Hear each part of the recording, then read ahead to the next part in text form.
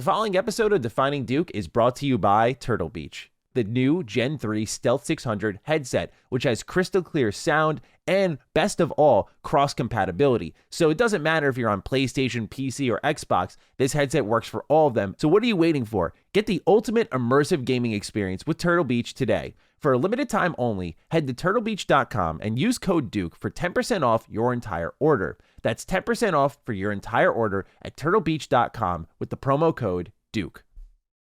Defining Duke, an Xbox podcast, is brought to you by, well, you. If you want to learn how to support the show, go to patreon.com/laststandmedia.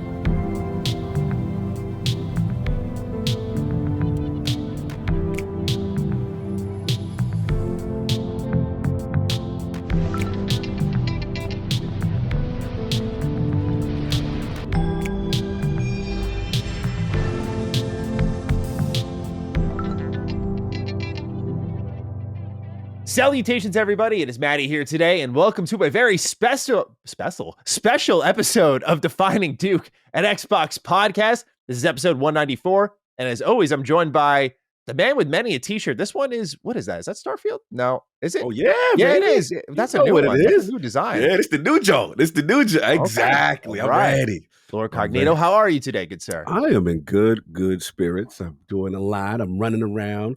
But for the most part, doing better. Last week was a little rough. But yeah. We're getting to a better week right now. The energy's up. Got some fun things planned. And we got some special stuff cooking, right? Yeah, we do. This week's episode is going to be a little bit different, as I tried to open up calling it special.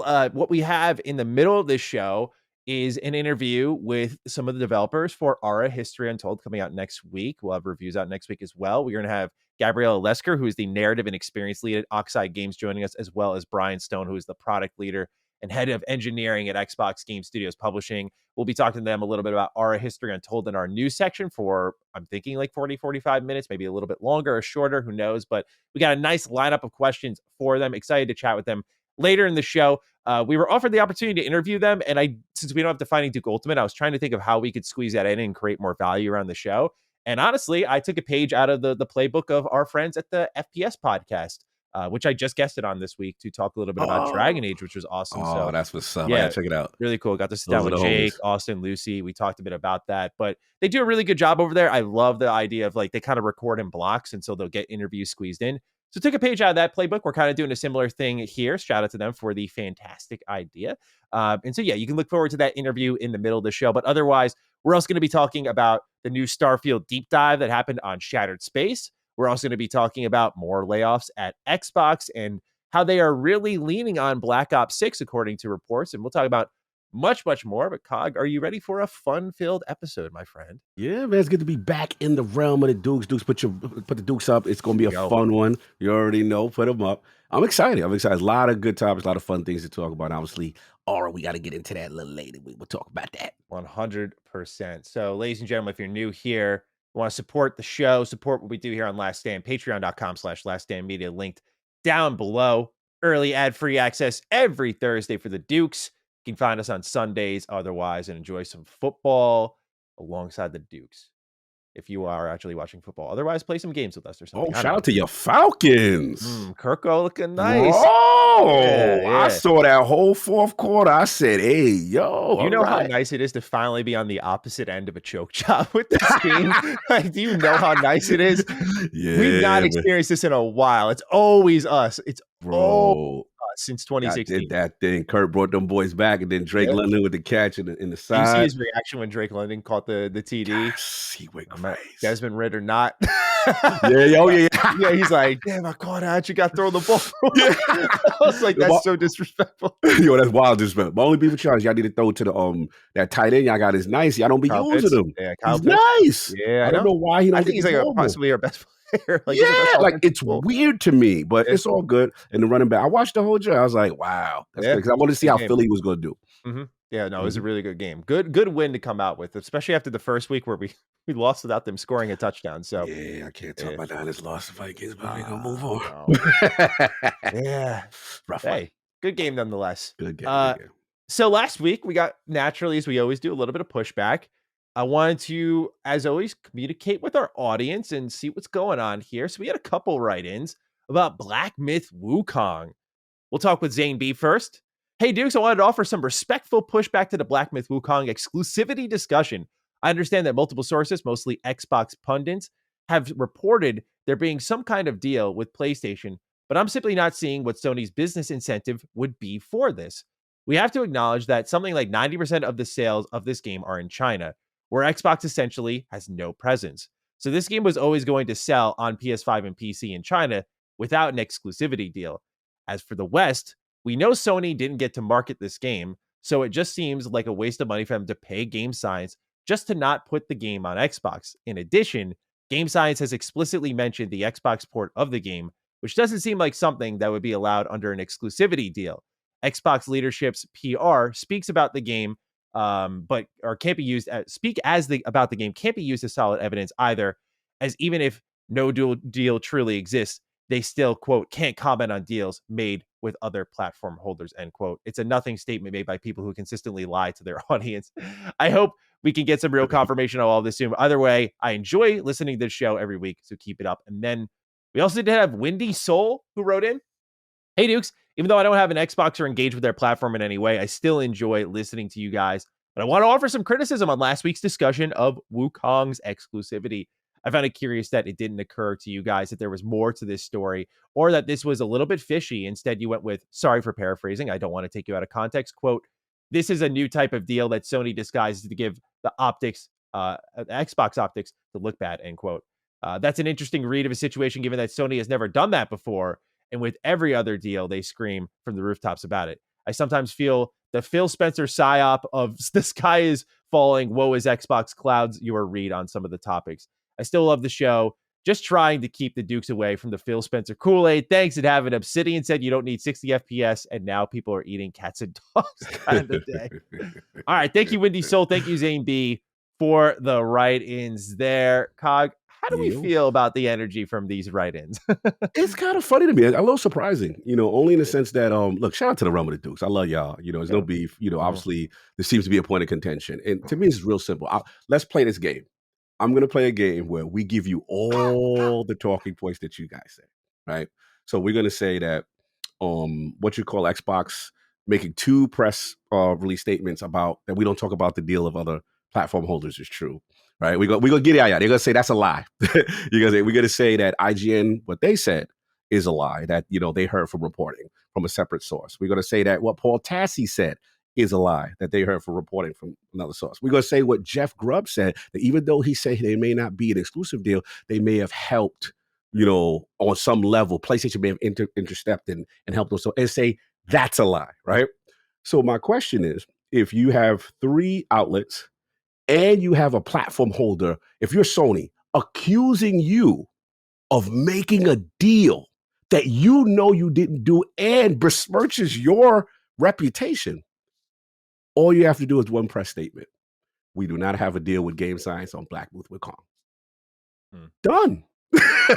It's really simple. Or if someone is saying something about your company where you don't have that thing in place, PR is a simple press release, a simple statement. The fact that there is none to this day refuting any of this, to me, raises questions. That's all I got to say. So for me, again, I'm kind of close head to the situation in this particular case where Xbox leadership has literally said it. Fine. Paul Tassi has went to his source 2 times, confirming kind of what we heard. Fine. IGN has a separate source confirming what they heard. Fine. No one wants to believe it. And I guess the reason why it's funny to me is just like, bro, this is not about a PlayStation bad, Xbox good situation. I think in the episode we complimented PlayStation if they did money had it, because we were like, yo, it's smart. Like Black Myth Wukong is a huge game. Like, even if it's not huge in the West, it's huge in another part of the world that grows the PlayStation brand. So I don't think we were shit talking it at all. So again, it's just this naivete that the games industry is, bro, people gonna get dirty.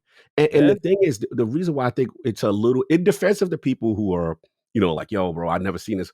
I will say, in the sense that, like, we're used to traditional, exclusive deals. It's marketed to the roof. Mhm. This is just a different form. That's it. These are things that happen behind the scenes. Companies have relationships. Both companies are guilty of this, and this is what you're supposed to do. So that's why I just was a little shocked that people are.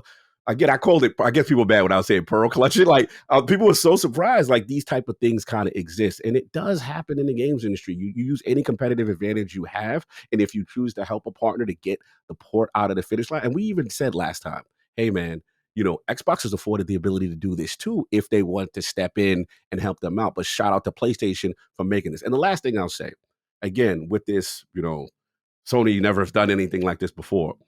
On a smaller scale, I've seen multiple times where exclusivity deals weren't in fine print, they weren't explicitly promoted Mhm. and secretly extended.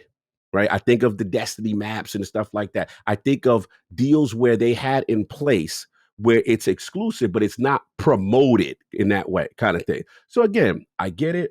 It seems like a thing that people are not used to, but these things happen, and Xbox has done this as well.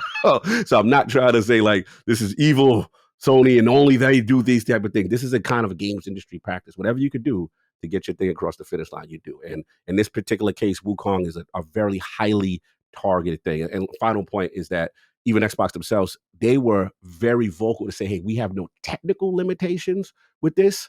And this is a new studio, as far as the Series S is concerned. And let's be honest, Game Science is a new studio. They're a studio. They basically try to make a game pretty much on the big stage for the first time. They made mobile stuff. So yeah, they could use the help. Yeah, it's an interesting situation because I've noticed people are extremely protective of Black Myth Wukong, and I try to respect that because I get like it's a great game, and a lot of this is basically hoopla surrounding an otherwise pretty awesome title people are enjoying. And like at the end of the day, for many, this doesn't matter because most people have a PlayStation. So I get it. It's just kind of annoying to hear about. But I still think that people should be again, I'll take the COG approach of like everyone's right about everything. I still think this should be approached with a skeptic's eye, only because it's something we haven't seen before, right? When we led into June, we had learned that they're optimizing the Series X and S version, but originally it was being marketed as like this was also going to be on Xbox, but then suddenly it got pulled a couple of months ahead of the launch. That's already like what happened there. And many people immediately assumed like, oh, this is what we've seen before. A developer from the East is like, no, Xbox ain't worth it, that sort of thing. And they move on. And that's still, that it could be that simple. The reality is we don't really have pure clarity on it. But when they claimed, oh, it's tech issues, reports across 4 sources, because one thing that we left out was Windows Central, which I guess again, if everyone's right, like, oh, correct, yeah. it's a bias source, it's Xbox, they're lying, whatever it may be. Okay, let's say that's there. Then 3 sources have said, like, well, it's not tech issues, particularly IGN, who I don't think has like a horse in either race, in my opinion. And a separate source from all 3 have separate sources. Yeah. So someone's not telling the truth somewhere is all we're trying to say. And that is why it is very interesting. And some people are like, why are you talking about rumors? I'm like, what show doesn't talk about rumors? First of all, rumors are like a ton of fun to talk about. It's not like we're corroborating them. And there's a ton of rumors I skip on personally. Yeah. But yeah, I'm not trying to come across defensive. It's just, I think this back and forth is really good with our audience. And I love how respectful the write-ins were. True. So I just want to be as real with you all as you're real with us. I don't, because I know some people, when we respond, they're like, dude, you're just activating your haters. I'm like, we just like the dialogue with our viewers. We think it's really important. It's one thing I think sets apart the Dukes from many other shows, that I think we have a good relationship with our audience. And when we go to live shows like San Diego, I think it shows. Like there's a real personal connection there, and we just kind of pick up old conversations where we left them. Like it's really cool in that regard. No, well said. Yeah, there's something going on there. I don't know if it's an exclusivity deal, but my point in the show was that if PlayStation was the beneficiary of some form of exclusivity, even if it's not inked in contract that you will be giving us this game exclusively, if there was some incentive like, hey, we'll help you with the port and maybe delay your Xbox version or something like that. I don't know what it may come down to. That's where speculation kind of drips in, but I'm not going to sit here and pretend like I saw some people pretending that PlayStation would not be inclined in a highly competitive environment to not get a game exclusively, even if what someone said is true, which is most of the sales are in China and Xbox isn't very relevant there. Totally fair point. Totally understandable. It still doesn't change that. Like, could Xbox have driven some growth for themselves in that region? They don't, just because they're small in that region. Same thing with Japan doesn't mean that they're gonna not participate at all. That's a quitter's mindset. And until Xbox decides to wave that white flag, which they've waved it in a couple of regions, but not China, I'd have no reason to believe otherwise. So yeah, there's something just a little strange there. And this isn't picking up other insiders like Xbox Era, that Ecstasis guy was talking about it a little bit. Like there's a number of other separate insiders. Like everyone's talking about what's going on here? Eurogamer reached out, no comment. Like, everyone's digging. No It's not comment. just like a Duke's kind Yeah. of like Xbox fan mad thing. So Yeah, literally all Sony has to do is say, "Hey, man, look, none of that's true. We have nothing in place with that, and that's it." But it's just like to your point, man. It's interesting that that hasn't happened, and that Xbox themselves have come out with kind of a double down in conjunction with all the sourcing. Indeed. So that's what's going on there. We appreciate everyone following up. We Yeah, like absolutely. the back and forth. And so hopefully that at least provides some understanding. We don't expect everyone. Actually, I don't even say expect. We know none of you are going to agree with us. That's okay. We are just going to clarify where we stand since you're asking. So we appreciate the interest and the back and forth, and respectfully agree to disagree. Sotelo74 is our next write. And hello, Dukes. In honor of our meatiest host, Lord Beefy, if you could only eat one type of meat for the rest of your life, what would it be? Pork, chicken, beef, fish, lamb, and many more. But only one can say, have a getting grabbed as a meat shield on BO6 in here and come over here and kiss me on my hot mouth. I'm feeling romantic type of day. Hey, yo, who this? Almost Sotelo, 74. Usually a little more calmer of a writing guy, This bro, is calm a it little down, bro. different. Yo, they outside today. Look, man, shout out to Sotelo. Oh man, it's a tough question because normally out of all the different types of meat that you've mentioned, I like all that. I like pork, chicken, beef, fish, lamb. I've been more uh really trying to get back on my fish game. You know what I'm saying? Like really, stepping that up as opposed to using supplemental things like omega-3 fish oil all the time. Sure. Sometimes you got to get the natural source. Yeah, of I course. love lamb. My mom makes some really good lamb. Pork, I love a good pork chop. And what is it? Chuletas fritas for my Spanish people. Beef, of course, would normally be number one. But I have to say, as a person with diverticulitis, chicken is the savior. Chicken is the Yeah. most safest thing on my stomach. It's healthy, nice grilled chicken, nice brown rice. You know what I'm saying? Some what either or sometimes if you don't do the one with rice, you do a little garlic mashed potatoes, and nice little seasoning, little marinade. Oh man, grilled chicken, Yeah. you just can't go wrong. So that's my go-to. If I could only eat one, it's healthy on me, and it just really works well in my stomach. So because unfortunately with beef is I got to be in moderation. You know what I'm saying? Cog loves a good steak, but it's just like if you continue as a person with diverticulitis, you continue to add potential bacteria into your stomach. You know what I'm saying? That kind of mess with the good bacteria in my stomach, which affects diverticulitis. 100%. Yeah, I'm with you. Chicken for sure. Chicken's just the most. You can change it with anything. You can like Oh, blend it up, put some mayonnaise in that, make it like a chicken salad sandwich. There's a lot of ways you can go about it, so grilling it. much. Yeah, yeah. Oh yeah. I like your pick. Mhm. The following episode of Defining Duke is brought to you by Turtle Beach. Sometimes life hands you a full circle moment and it's pretty incredible. This is one of those times because I remember growing up being very against gaming headphones, gaming headsets, and then my parents went against the grain of everything I was saying and bought me my own pair of Turtle Beach headphones. And here we are now because I became obsessed. I could not imagine gaming without them. It gave me an edge in game where I would hear every footstep, every reload. At the same time, though, it was the sound quality, it was the comfort, it was the wireless capability. And much of that is still the same with the new Gen 3 Stealth 600 headset, which has crystal clear sound and, best of all, cross compatibility. So it doesn't matter if you're on PlayStation, PC, or Xbox, this headset works for all of them and it supports Bluetooth. So it's one headset for all of your systems. So what are you waiting for? Get the ultimate immersive gaming experience with Turtle Beach today. For a limited time only, head to turtlebeach.com and use code Duke for 10% off your entire order. That's 10% off for your entire order at turtlebeach.com with the promo code Duke. All right, Cog, let's talk some games. First one here is Tony Hawk making a comeback. He says he's talking to Activision again and that they're working on something that, quote, fans will truly appreciate, end quote. Now, this is after last week where we mentioned how Tony Hawk Pro Skater had 25th anniversary imagery that cropped up. We do know last word was that they were working on a Tony Hawk Pro Skater 3 and 4 remake or discussing it before it got shut down, despite how well 1 and 2 remake had sold. So, Cog, very excited about this. What do you think it is? Is it a new Tony Hawk game? Is it a remake of some kind? We're talking about the anniversary here.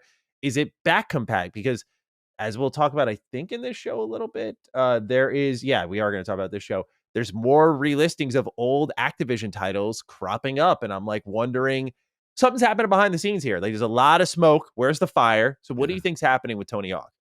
If I had to guess, obviously I have no connection to the franchise. You guys are the OGs, but if he says he's talking to Activision again, to me it seems more than just, oh, we're just doing to do the back compat games Mhm. and that's it. Mhm. Right? If you talk, you need his involvement.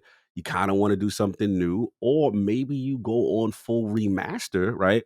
And you, but you do it, you add some new elements that would involve, motion capture and newer elements to it to add on to an additional base game. So this is a big deal, in my opinion. If he's mentioning this, you don't call Tony Hawk up just to be like, yo, we're gonna bring the old games back and that's it. Right. Like, so yeah, something's cooking. Something's Yeah. cooking. And this is exciting, because again, it's been such a slow drip since ABK. It's like we feel like, man, we haven't seen the benefits yet. It's coming, but it's like, Mhm. man, it's taking longer than we all Yeah. expected. So I'm with you.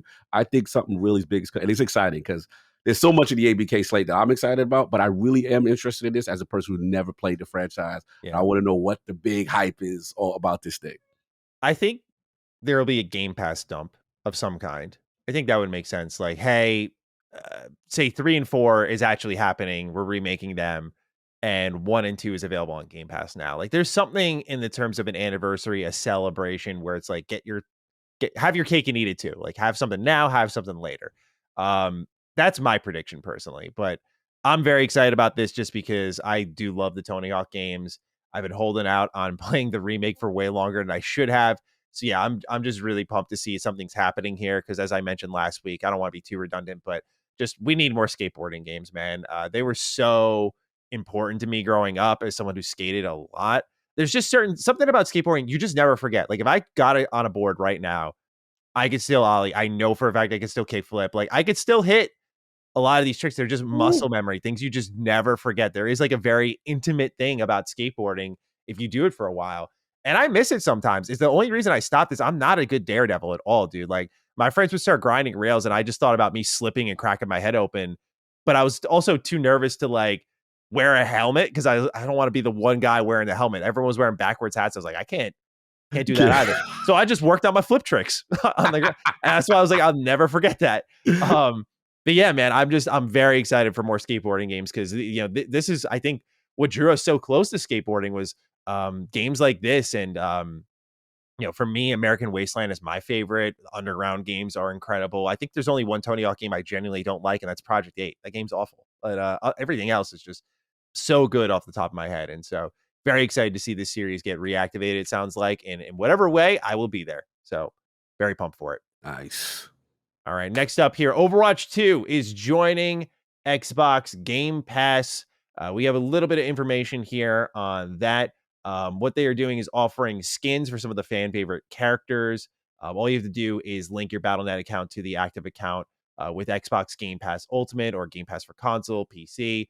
You're going to get the 6 skins in Cardboard Reinhardt, Turtle Ship Diva, Cyber Dragon Hanzo, Street Runner Genji, B Mercy, and Cleric Life Weaver. There's also additional perks, including cosmetics from season 9s through 11. You're going to get a 10% XP boost to speed up your progression through the competitive ranks. And this will actually stack on top of any previous boost whatsoever. And these incentives are available from now until November 11th. So anyone who links them between then and now, you'll be good to go. But afterwards, you'll be out of luck unless they're doing something later. Reminder, it is a free to play game. So this is a pretty decent reward here, all things considered, since like all the heroes are already unlocked. It's being handled a little bit differently, like unlike something, say, League of Legends, where when you link Riot or your Riot account with Game Pass, you get all of the champs, which is someone who played a lot of League. That's Yeah. insane value. That game will bleed you dry if you want to play as new champs. But yeah, Cog, I thought this was pretty cool. Little Mhm. there's a a little bit of Activision integration there for you. Yeah, just a Nothing little crazy. bit. Nothing Yeah, yeah. crazy. Not too crazy. No, look, this is I think what also Game Pass subscribers were kind of looking for in the sense of like, some type of perks for being, a part of the service and being, their games being integrated in. So you just link that BlizzNet account, they do that. It is interesting because of the way the trial went that they can't do the Xbox cloud gaming just yet for Overwatch 2, Mm, which is kind of interesting. mhm. But as far as this coming through, yeah, this is a big deal. And I might touch what's his name? Street Runner Genji. Yes, That's the sir. only character I can I see you really being like. Genji. Yep. Yeah, yeah, that's my guy. Yeah. There's just some people who look at their mains. You're a Yeah, Genji. you know. Yeah. Come on. The gaming ninja being a Genji main makes sense to me. You already All know. right, this one I'm very excited about. Cog, the PC version of Singularity has been relisted on the Microsoft storefront again. A lot of people wondering, why is this happening now? Because we had last week, we talked about the Transformers games. We've heard some movement about the Spider-Man games. These are all games that are stuck on the 360 or tied down because of licensing deals. I will just say Singularity might be the most underrated first person shooter I've ever played. For those of you who love BioShock, this game is incredible. It's got that same BioShock charm, but it's got choice and consequence and different endings, and it's really, really good. It's got great gunplay. It's got cool powers, a really interesting world set around the Cold War, and like there's a kind of like timeline story here that's very original still to this day. Like it is the definition of a hidden gem. I'm so happy I played it on my 360 when I did. But to see it come back, this is one of those games I'll be shouting from the rooftop to play if it does get a little bit more accessible. Right now, it's not available in like back compat. I think you can play it on Steam. I'm pretty sure you can. There's a listing on Steam, but yeah, I'm just wondering what's going on with all these games getting relisted here, and I just hope that the dream is what basically Xbox did for their 20th anniversary, where they just showed up and went like, here's a ton of back compat stuff, just all at once. It was so exciting, and I'm hoping that they kind of hit us with that again with all of the Activision games that seemingly are cooking in the background. But what's your read on the situation here, Cog? Singularity relisted on the Microsoft Store. Yeah, all signs are pointing to some type of big ABK splash coming, right? The Mhm. question for me is going to be what venue do they choose to do it? Is it just an Xbox Wide blog post? Is it like, bam, shotgun blast Mm. ABK? Or is it tied around an event? I'm very curious to see how they handle this because this is now a lot of games that are popping up out the woodwork. And I know you get your baby, Singularity. I Mhm. get potentially Transformers, Tony Hawk's in the mix. There's a lot going on, man. So yeah, my only question is when? Like, how do they do these rollouts? ABK is a huge deal. Yeah, yeah. So hopefully more moves on the way here. This one is significant. This is a gigantic deal here. Bloomberg has reported that the entirety of the Annapurna Interactive staff has resigned. Annapurna Interactive has published countless indie gems in Stray, Outer Wilds, What Remains of Edith Finch, Neon White, and just so many others. The total number is said to be 25 employees exiting as Annapurna Interactive was looking to spin off as a private entity before a deal with Annapurna Pictures owner Megan Ellison fell through. A spokesperson has confirmed that all existing games and projects will remain with Annapurna, and that Remedy's recent deal, which we talked about last week, will be unaffected. This is massive, dude. Um, for this company to have such a mass exodus, not only speaks to potentially issues going on within the company, but more than anything, dude, like these are all indie gems that have like takeovers. Like they do extremely well. Not that they have like 100% success rate. I think they also did 12 minutes, but Annapurna Interactive knows how to pick them. There is a quality mark with them, and they make some real magic with their indie games. Like all of these listed here, Stray, Outer Wilds, What Remains of Edith Finch, and Neon White were all Game of the Year contenders. Were all extremely high sellers, all fairly priced, and all extremely unique. They just to lose that really sucks for the indie scene. Really, really sucks. So very bummed to read this, but I wonder if they're gonna go spin up their own thing instead. But they don't really have the capital from Annapurna Pictures. So I'm just wondering how that all goes. But Cog, what is your read here of this situation going on with Annapurna Interactive? Have you caught up on the news?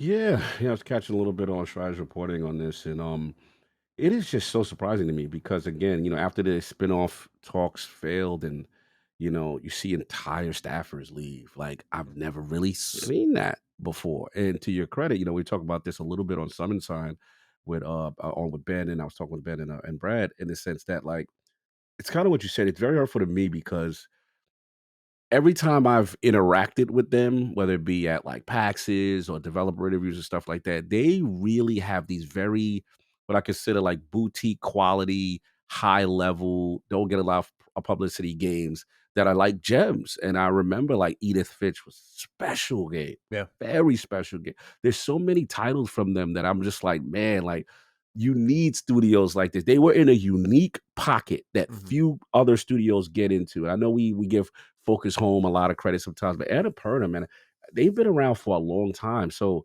this is very discouraging. And it just goes back to, where I'm feeling right now about the games industry. But this is very specifically in the sense that the deal fell through. They failed to reach the agreement on a agreement on a spinoff, and then that led to the resignations. Now I know Schreier said that he's going to have more reporting on this in the next couple of days, so I'm waiting for that to come out because this is it's unacceptable to me. You know what I'm saying? But I don't want to get crazy yet until I get still even more details as to, from the staffer standpoint. I would love to see if he could get that input as to why they felt so strange. But here's the thing, like, bro, Stray, very unique game. I mean, the cat, I get it. Like, Cocoon, bro, I told people, I raved about this game. This was a very Inception-like game within the game kind of a situation. And what I consider the A side of the people from Playdead and Inside that now made their own thing. Outer Wilds, I know Soft goes crazy. Like, the games that they are associated with are insane. Now, they're saying that the games are going to continue on, but what's that thing? It's like, are you really the company if you know what I mean? Yeah. You're the company in name only, but if your staff and stuff is not there. So this is very discouraging. I'm just going to wait a little bit more before I go in. But right now, I'm not happy. Like, this is terrible news to me. Yeah. So we'll have to see how it develops, but I'm hoping that this talent sticks together because again, they have had a really strong track record with uncovering indie gems and making them leaders in the industry. Like that's why, not solely them, but it's a big reason why we're where we are when it comes to the indies versus AAA conversation, because you have these high profile indies continuing to crop up and a lot of them are coming from the same source. So they said when they left, they're like, this is something that we took very seriously when we did. And I hope they understand this will have a pretty dramatic impact on the indie scene. Certainly not the only great indie publisher, but they are probably the top dog. So really big deal there. And definitely will be monitoring this story as it goes along. Perhaps a bigger story is this one here from Unity. Cog, I will link you this blog. Apologies. I thought I hyperlinked it in our script here, but I put it in the chat now. We're going to read along here, 3-minute read. They write, and this is from Matt Bromberg of Unity. He's the president and CEO of the company. He says, after deep consultation with our community, customers, and partners, we made the decision to cancel the runtime fee for our games customers effective immediately. Non-gaming industry customers are not impacted by this modification. Over the last 20 years, we've partnered with brilliant designers and developers, artists and engineers, publishers and platforms to build a world where great games could be built by anyone for everyone. We called it democratizing game development, and it remains our core mission today. However, we cannot pursue this mission in conflict with our customers. At its heart, it must be a partnership built on trust.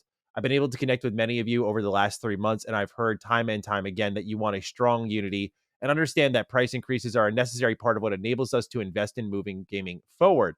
But those increases needn't come in a novel and controversial new form.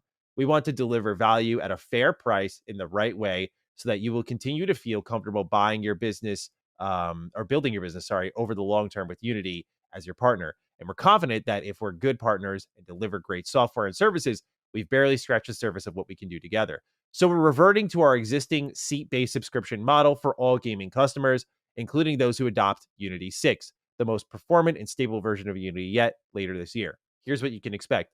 For Unity Personal, as announced last year, Unity Personal will remain free and will also be doubling the current revenue and funding ceiling from $100,000 to $200,000 US dollars. This means more of you can use Unity at no cost. The Made with Unity splash screen will become optional for Unity Personal games made with Unity 6 when it launches later this year. Unity Pro and Unity Enterprise, they say, will be modifying subscription pricing and the qualifying annual revenue thresholds effective January 1st, 2025. These changes will apply to all new and existing Unity Pro and Enterprise customers when you purchase, upgrade, or renew a subscription on or after this date. For Unity Pro, an 8% subscription price increase to $2,200 US dollars annually per seat will apply to Unity Pro. Unity Pro will be required for customers with more than $200,000 of total annual revenue and funding. While as Unity Enterprise, a 25% subscription price increase will apply to Unity Enterprise. Unity Enterprise will be required for customers with more than $25 million of total annual revenue and funding.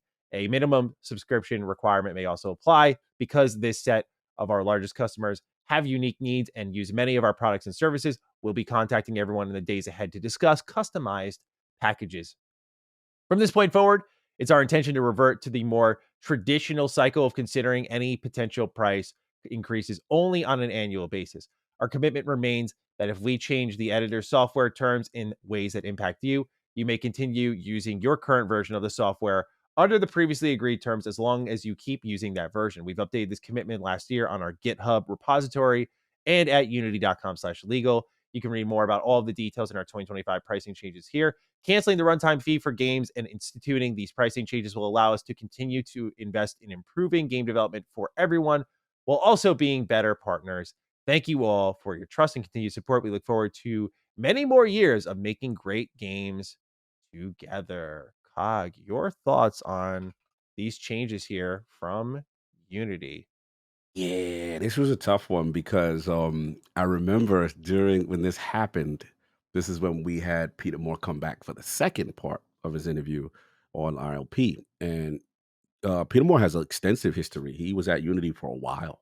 So I felt bad, but I had to ask him. I was like, bro, how are we feeling about this Unity runtime free? And developers are really upset. And he was just like, yeah, it's a difficult time. He knew who the CEO was. And I believe that since then, the CEO has stepped down, I believe, at the time. I think it's a different guy now, if I'm not Yeah, it's a mistaken. different guy now. Yeah. So it was like breaking news on that one. But look, here's my thing. Like the problem with them is they broke the trust of the development community. And this is a step to try to repair that relationship, right? Getting rid of these frees and basically lowering the barrier of entry for developers to get on the platform. So the problem with them is that, you got what is it, Godot and I believe Unreal out here. You were just pushing people in that direction. So, look, I like the attempt at the course correction. Mhm. The question is going to be how much damage was done because in the beginning they were kind of dug in. This Yeah, is the new good to know. way. Yeah. Yep. They were like, and it pissed the development community off, and look, this is not a good time right now to make video games, a very difficult time. So again, it remains to be seen. There's still questions from my understanding about the licensing stuff, if that truly kind of went down. But look, as a person who felt it shouldn't have happened to begin with, I am happy that yes, they have reversed course on this. The question will this be enough to stop people or to regain the trust that a lot of the development community lost with Uni in that? And we'll see. Well, I'm curious with you because you're making a game, Not on and Unity, thank God.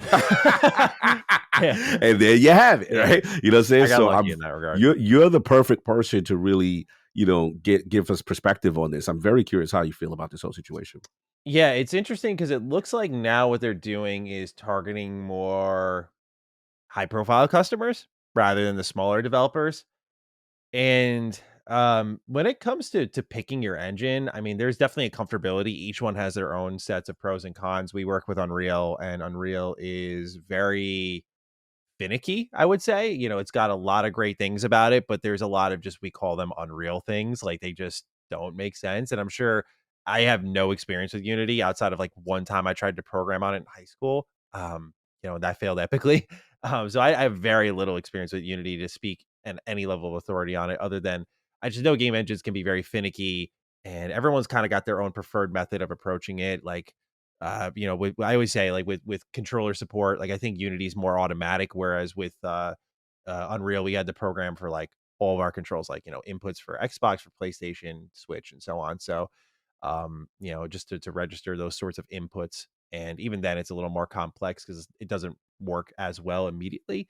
But yeah, I think when it comes to what they're doing here, it's interesting from a business perspective to me because it's like they did all of this because it seemed like, oh, Unity's going out of business. They can't hang around anymore. Like they're dying. And then they do all this, fire a ton of people, and just revert back to the way things were. So it's like you probably were fine in the first place and got greedy. And then also were in the same position a lot of these other tech companies were, which was clearly bloated. And instead of doing what I think is a tough thing to do, and not that I'm advocating for it, which is like layoffs. Like, hey, we overhired during the COVID period.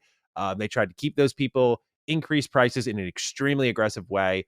And yeah, man, this is like a trust relationship where like we use this software in hopes that you don't get suddenly surprised. Like the amount, like it's already tough to turn profit on games because let's say someone, I don't know the exact splits, but if someone's funding you, they're taking some of that money before you get it. Then there's a platform holder who gets another split. So with Unity and just deploying fees like this, it just increases the amount of sales you need to turn a profit and make another game.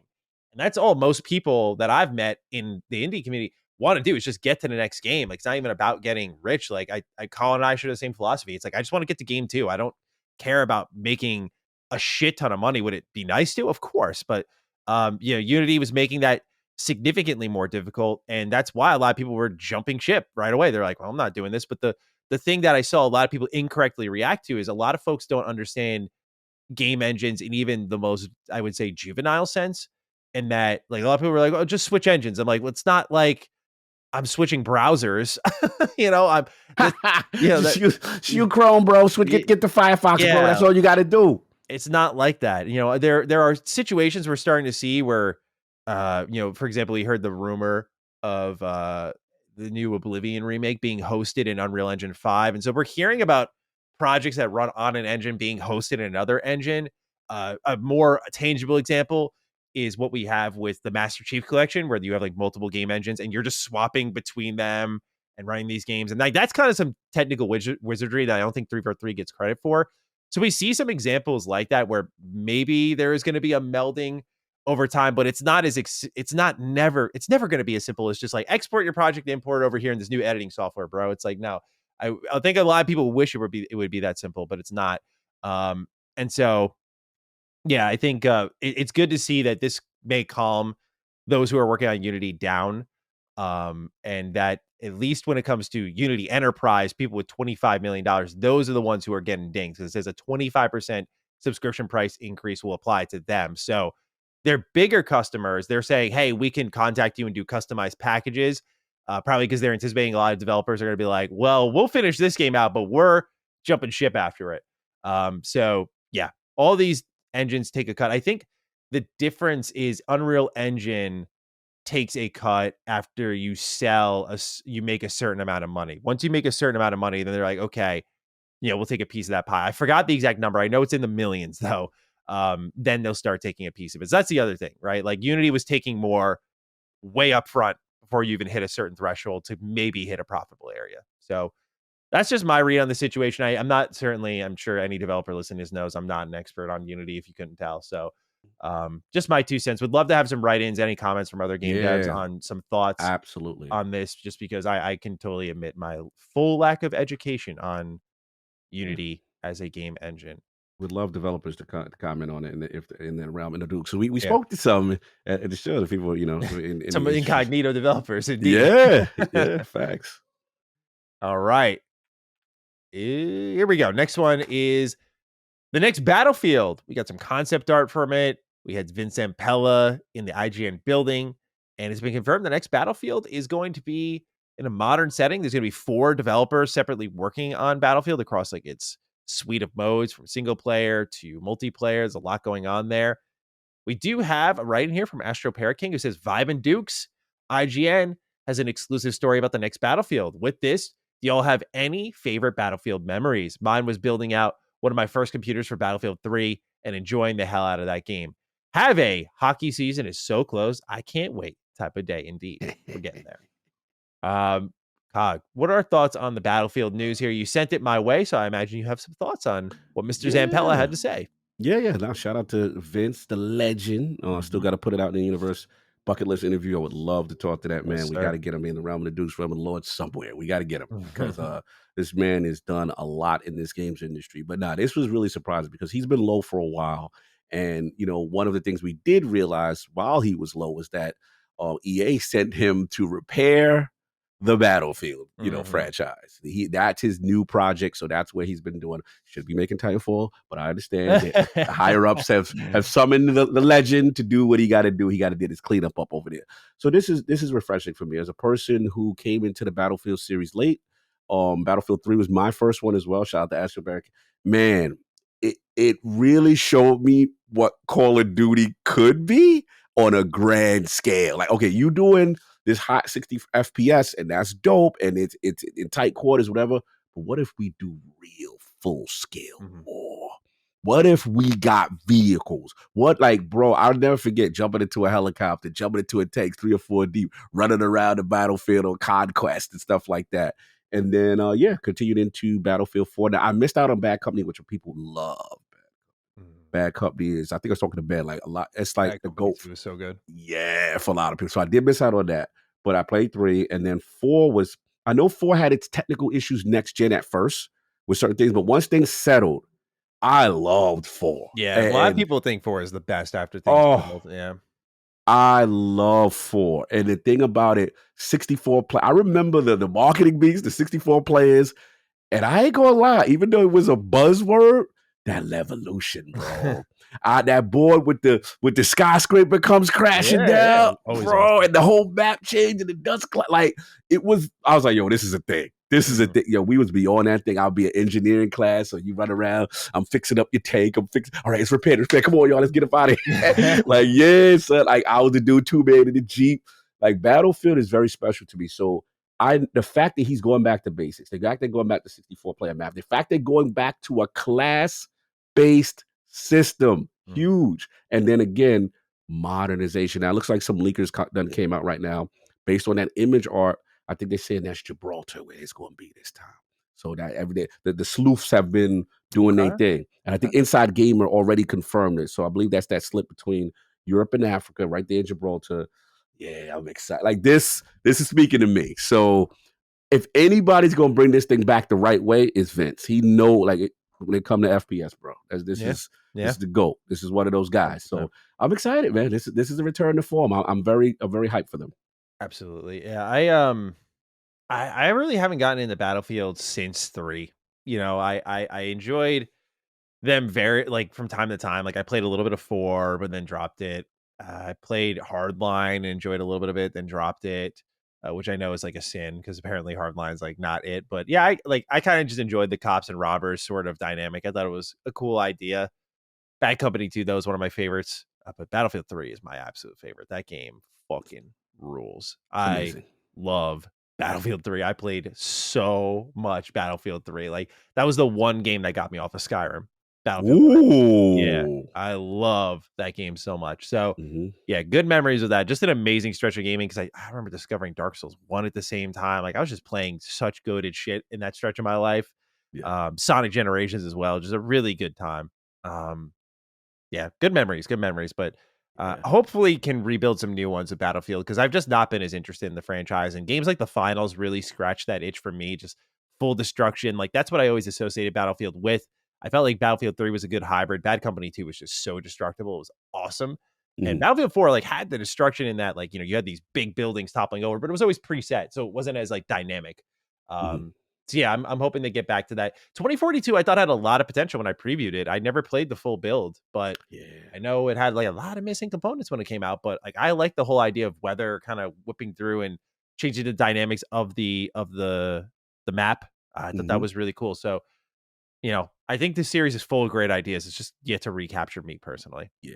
But the final thing I'll just say is that, you know, one of the things he talked about was going away from the 128 back to the 64. He didn't say necessarily more means more fun. They're still doing, even though it's not Levolution, some type of natural, I think it's like a disaster thing. Not a disaster, but they're doing some type of dynamic thing within the game that's going to, it says natural disasters, like wildfires and stuff like that. Okay. So, and ship-to-ship combat and helicopter. So again, Battlefield's big, vehicles are a big part of it. So I like that they're getting back to the essence. And I think 64 kind of get it back into the pocket it needs to be when it was actually more Agreed. Well, Cog, let's go from one shooter to the next. There was rumors here, according to a source from the Game Post, that Bungie's Marathon may be $40. Here's what they write on their website. According to several sources familiar with the project, Bungie appears to be targeting a $40 price tag for Marathon, opting for a pay-to-play premium model rather than following the free-to-play model that is seen in many modern shooters. The Game Post understands that it's likely that discussions between Bungie and Sony have taken place around Marathon's pricing strategy after the disastrous launch of Sony's latest live service game, Concord, which also launched at $40 but was shut down just 2 weeks later. However, sources confirm that the $40 price point was definitely in the cards. All right, Cog.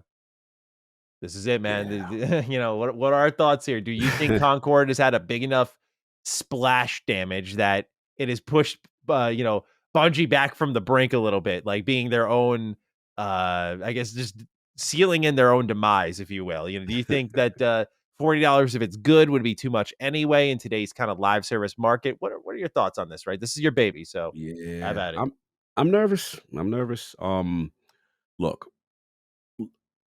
them talking about the $40 and having the concern after the disaster that is Concord. Let's be clear. This is one of the worst It's the flops in worst. gaming. It is the worst It's flop the in worst. gaming. Yeah. Right. So what does it tell us? What do we learn from this? What we learn from it is that if obviously in a hero-based shooter or whatever in this climate that's not free to play, it's difficult if you don't have compelling characters, you don't have a compelling thing. One thing that we did read is that it is not Marathon is not a hero shooter. So I'm happy to hear that. Mhm. Right. And that it is now a class-based shooter based in almost like this Escape from Tarkov kind of vibe. Right. So unique thing.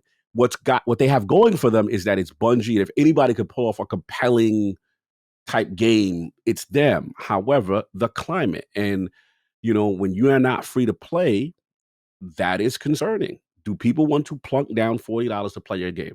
This is what they have to hope on, and what I'm hoping for is the fact that because of the way they did their deal with Sony, they are multi-plat. So this is going to Xbox, this is going to PC, this is going to PlayStation at the same time. Mhm. So the hope is that you've generated enough interest and your game is quality enough that you can potentially let's be positive. Let's look on the Helldiver side of things, Mhm. right? Helldivers did extremely well. It was a great playing game. And to Bungie's defense, Helldivers is only exclusive to PlayStation and PC. So there's a whole market that they still could, capitalize off with the Xbox. So that's the hope. I know they're doing full cross-play, cross-save, which is, again, hopeful for them. My only thing is, again, I am the worst guy to speak to because I am not the extraction shooter guy. I don't know how that market is. I don't know if there's going to be enough interest in it in the console scene. Mhm. I know in the PC scene, maybe, they'll get that. So there's a lot of question marks here. It's interesting to be, I don't want to consider the double down, but it seems like they're, going to lean with this 40. So look, I'm hoping for them. I'm pulling for, I got to kind of pull for Marathon because it's like, if Marathon does not do well, Mhm. oh boy. Mhm. The future from everything I'm hearing is tied to it. The reason why there is no Destiny 3 is another reason why this thing is existing. There's a reason why Destiny 2's PvP is not existent. There's no updates because all that team is now over there. So yeah, it's gonna be interesting. I mean, what you call it? I guess the new director, and then the director of Marathon was fired for sexual, Yeah. like, bruh. So now they got this new guy who apparently was the former head of Valorant. And Valorant is moving out here. So I got to give Valorant some credit. There's signs of hope, but I'll be honest, I'm scared to death, man. I'm scared to death that my beloved Bungie is in perilous trouble. And I don't know if they can get out of this one. I'm not going to fall into what was it? The Bungie magic, the Mhm. BioWare magic. Do Remember you those think magic? Remember when we had our man on, Mark Yeah. Dara? Yeah. He tells us the stories. When you start to get into your own hubris, and don't worry, guys, it'll be all right because we always come through. Mhm. That's where they're in this territory for me.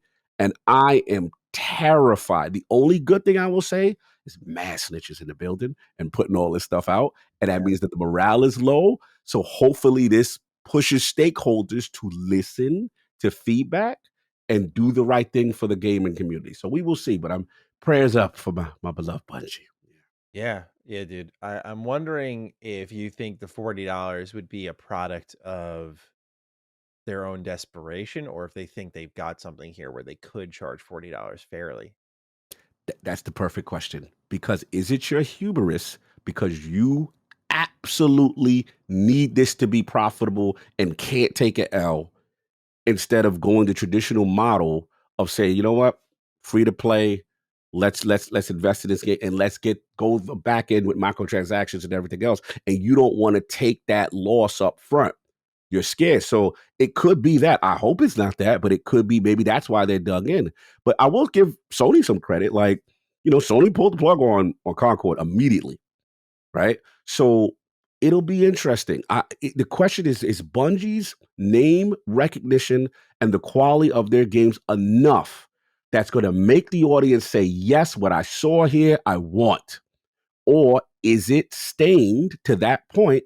And if these characters are not compelling, this story, I don't even know if it's a story. It just seems like a PvP. Hey, get in there, shoot them up, extract. Shooter. Yeah.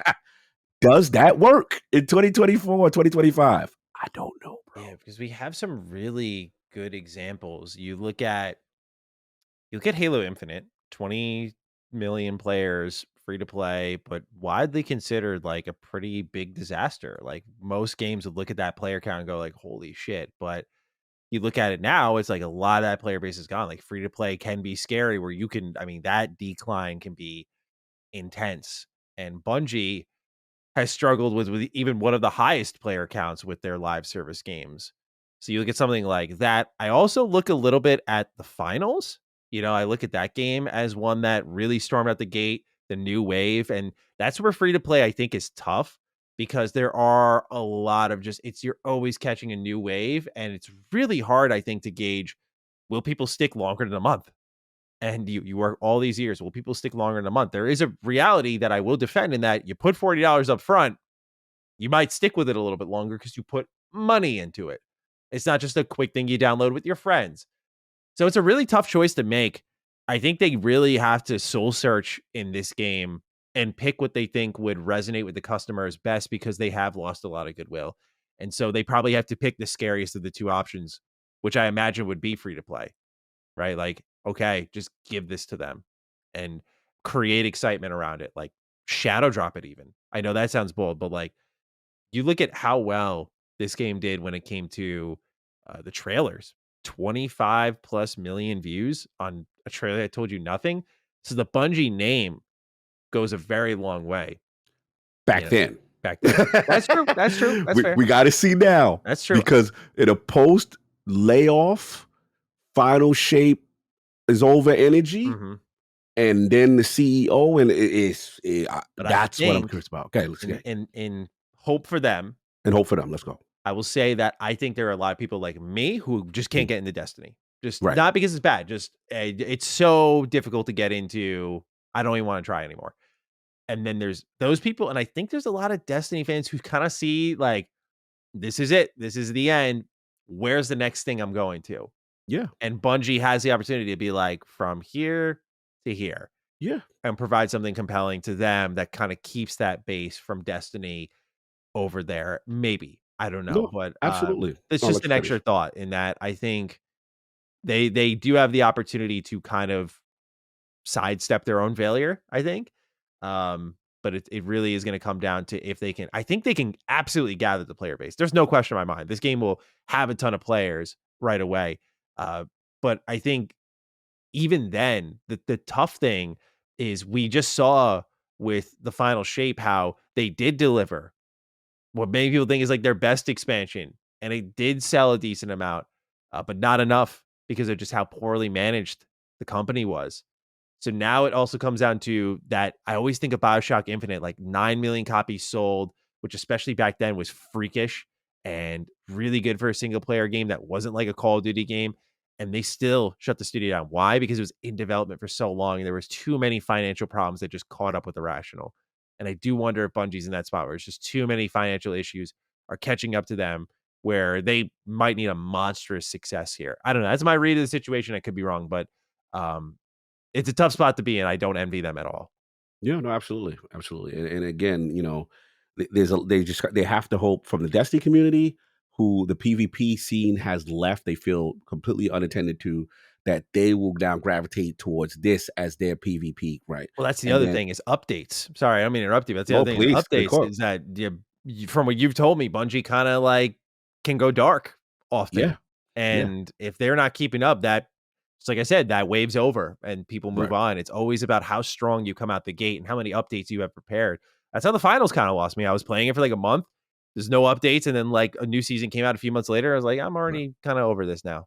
Right. What the hope in their case, in their defense, is that because there's been no updates for PvP on Destiny at all, because the whole PvP team was gutted and then sent to work on Marathon. This is top talent. So the hope is that now that that team is there, you have no excuses that you're going to dedicate a full PvP only game, right? And then the hope is that these other bases, like the Xbox, like the PC, and let's be honest, in defense of them, the PC community should gravitate towards an extraction shooter the most out of all the bases, right? And then the Xbox base in terms of the additional revenue in conjunction with the PlayStation. That's the hope. And maybe to your point, if they're gonna have to do a demo, they're gonna have to really get people behind this thing, and hopefully that it does well, so that people get out the gate. They cannot afford to stumble out the gate. That's basically what I'm saying. It has to be a very complete product from the beginning. Agreed. We'll see. We'll probably find out next year. Yeah, we will find out. All right. Just 2 more items here. Skate enters early access in 2025. That's another reason why it's good Tony Hawk's coming out, because probably like 3 years until we actually get a complete Skate game here. But you plan on checking this one out? Actually, yes, only because I know the lead guy on this series. He was actually, we had him on IOP. Get this. The former head of Xbox Live is leading the project for the new Skate. Really? Yes, it is wild. We had it with Xbox. This was again around Xbox One era. He was running Xbox Live from a technical foundation standpoint, and then I remember like, bro, like, what's going on? He's like, yeah, I've always wanted to, kind of get. A lot of these guys want to make their own studio and get into gaming and stuff like that.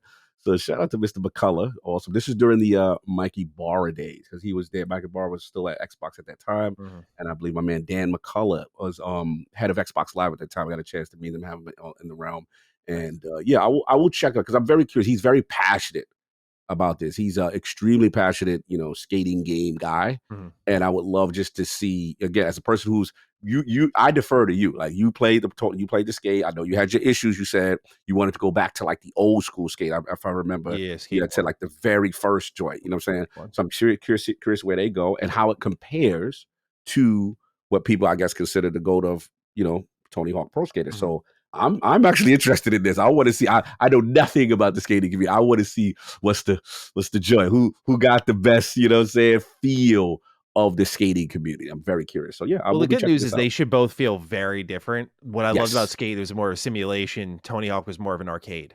And so I hope they just both keep in that same direction, because that doesn't need to change as far as I'm concerned. And Dan is hardcore skate guy. That I know. So he gonna put some passion in there. I'm just curious to see how the fan bases react to each style. Well, you know what I'm reacting to, Cog, is this last bit of news here. What the fuck happened? Freedom Wars Remastered has been announced. It will be releasing on, there we go, PS4, PS5, Switch, and PC. January 10th, 2025. No Xbox version. Ichiban is better than Trails. Wrote in. Woo, I like that name. I hate that name. You know what's so funny? We had another write-in. This is what I try to do. When I collect the write-ins for our show, I try to look at when people wrote in. So if you wrote in first about a topic, I'm more likely to pick you. Sean Mason also wrote in about this, and I almost picked him because I saw this stupid-ass name, and I was like, really? You gonna make me say that? I'll show him. But I'm not petty. I can talk about it, but I didn't do anything. I'm just letting you know what I was thinking, Ichiban. Just letting you know what I was thinking. Hello, the Dukes. Maddie is a Vita lover. Did you see that Freedom Wars is getting a remaster? More interestingly, it's being published by Bandai Namco with permission from Sony. What are your thoughts on this announcement? Have the Freedom Wars ain't touching Xbox kind of day. Yeah, so we'll talk about the lack of an Xbox version in a moment. This is a fucking fascinating announcement. So for those who have no memory of what this little gem here is, break this down. One of the last greats on the PS Vita. Freedom Wars was one of those closing exclusives when the Vita was on its last legs. And it's a Monster Hunter style game set in a more dystopian future. You have a 1,000,000-year prison sentence, and as you go out and complete missions, you whittle away your prison sentence. And it's really awesome. Like, it's just so charming. It is particularly charming as a Vita game. And I watched the IGN preview that came out for Freedom Wars Remastered, and I was a little bit like, okay, this is like the Vita game just up-resed. It'll control a little bit better too, which is, I think, good. Because Freedom Wars was a little tough on the Vita, not because like the game was hard, but just controlling it was tough. But to have a more responsive like DualSense in hand, I think is gonna be great. The Switch version also looked pretty good. It's coming out really soon, which is cool. Like this will be probably the first game I play of the new year, which is exciting. But yeah, this game is fantastic. Like I really do love it. It definitely has the Vita charm though, where I imagine if you haven't played the Vita version and you get to re-experience that, there might be a little bit of like, what's the big deal here? But for me, it's really cool. And this is also especially cool because they said in the IGN preview, the reason they're doing this is Bandai, as Ichiban wrote here, did get permission from PlayStation, and they're doing this because they said they would like to make another entry of the series if this remaster does well. Now, I don't have my hopes up too high because I saw like the numbers for the trailers and the preview, and it's just not high at all. Like this game's not really seemingly grabbing the holy shit moment that it should be, I think, because it's like, oh my God, like a game, there's this term called PS Vita prison. And there's games like Soul Sacrifice Delta in there. There's games I got a whole friggin' collection of them behind me. Killzone Mercenary is there. There's a ton of great PS Vita exclusives still stuck on library, which is why I think 3-4 months ago on Retro Rebound, I made a video just talking about buying a PS Vita in 2024 and like why I think it's still really worth it. There are great gems like Tearaway, which got pulled away. Many PS Vita exclusives have been pulled away, but Freedom Wars was like one of the last few big games there. And so it's really interesting to see Sony let it go. No Xbox version is disappointing, though. It's very disappointing. And I don't know if this is a PlayStation to blame type of moment because they're getting permission from Bandai to use the IP. We did see the developers of Reynatis, which is coming out early next week, for you. They said they don't make games for Xbox because there's just not much interest. And I think unless you are a big dog in Japan, this may be too much capital for some people. And so Bandai is a big dog in Japan, which is why I'm a little surprised by this. Bandai's also done a really good job of supporting Xbox, which is why it's also another surprise. And this isn't like to my knowledge, MT framework thing. It's just a weird skip. It's a weird skip. And I don't know if they have a limited amount of resources they want to invest in this. And so they're trying to keep it in the area where it'll do best in most likely Japan, because Freedom Wars wasn't big in the West, but it was really big in Japan. Very popular in Japan as a Vita game. The Vita in general was still getting play many years after its ending of support. So it was very relevant in Japan, which is why this will be a great game in the East. In the West, I don't think it'll do well at all. Maybe that's why Xbox didn't get targeted, because they're mostly a Western box. But those are my thoughts, man. Really excited nonetheless. We'll 100% be playing this day one. Cannot wait. Any thoughts on this? Is this something you're going to pick up? I don't think it's your type of game, but still going to ask anyway, just to be nice. not the Monster Hunter kind of thing. When you said that, about like, not as much as into that style. But you know, I saw you, and I saw Brad's reaction. Brad went crazy. Yeah, that was cool to see. You know what I'm saying? So this is Brad of his baby. This is your baby. You know, man, you know, as far as the whole, it is interesting to see Namco go after this, right? In this aggressive way to want to say, hey, we want this game specifically to come back and to bring it back. We see potential here. I'm going to give Xbox some slack here. The only reason is because this is a PlayStation Vita, correct me if I'm wrong, exclusive game at its time. Oh, right? yeah. This came out for that handheld exclusive. And now the developer is... Who's the developer that Bandai is publishing? A good question. I want to know who the initial developer that they now Namco's punching, because SIE Japan Studio. No, this is Dimps. Dimps is developing. Okay, they did. For those who don't know who Dimps is, they've done like Sword Art Online games, but they also do Dragon Ball Xenoverse 2. Like this is right in their wheelhouse, like 3D anime games. Yeah. So again, for me, get this out, yo. This is a wow moment right now. So I'm looking at the review on IGN for Freedom Wars, and guess who it is? Who? Colin Moriarty. No, bro, I'm looking at it right now. He's still in the archive, y'all. I can't remove him. I'm reading you. He gave it an 8. Yeah. Abducting Free Time. November 5th, 2014. Yeah, Colin guided many of us, myself included, to some PSV games. Like I always remember his Killzone Mercenary review, because his line of that was like, it's like ingrained in my brain. He's like, you kill someone, you get money. You like jump down a wall, you get money. Like he just kept saying, like, you get money in that review. And it just always stuck with me. Yeah. Colin guided me to Danganronpa as well. Like he was the king of the Vita, man. Like he guided me to so many fucking great games. Yeah, Shout out Freedom to the Wars is Cobra another one Commander of them. Be the King. Verdict, fighting Freedom Wars as the cops goes by. Huge abductor enemies, a tough challenge with excellent rewards, but the same can't be said of the irritating smaller enemies. Outside of a battle, a successful network of in-game systems kept me engaged, from buying entitlements to willing down my epic million-year sentence to upgrading and augmenting gear. There's constantly a hook that keeps me coming back for more, even if it means sitting through another chunk of tedious story. So he liked it overall. Liked it overall.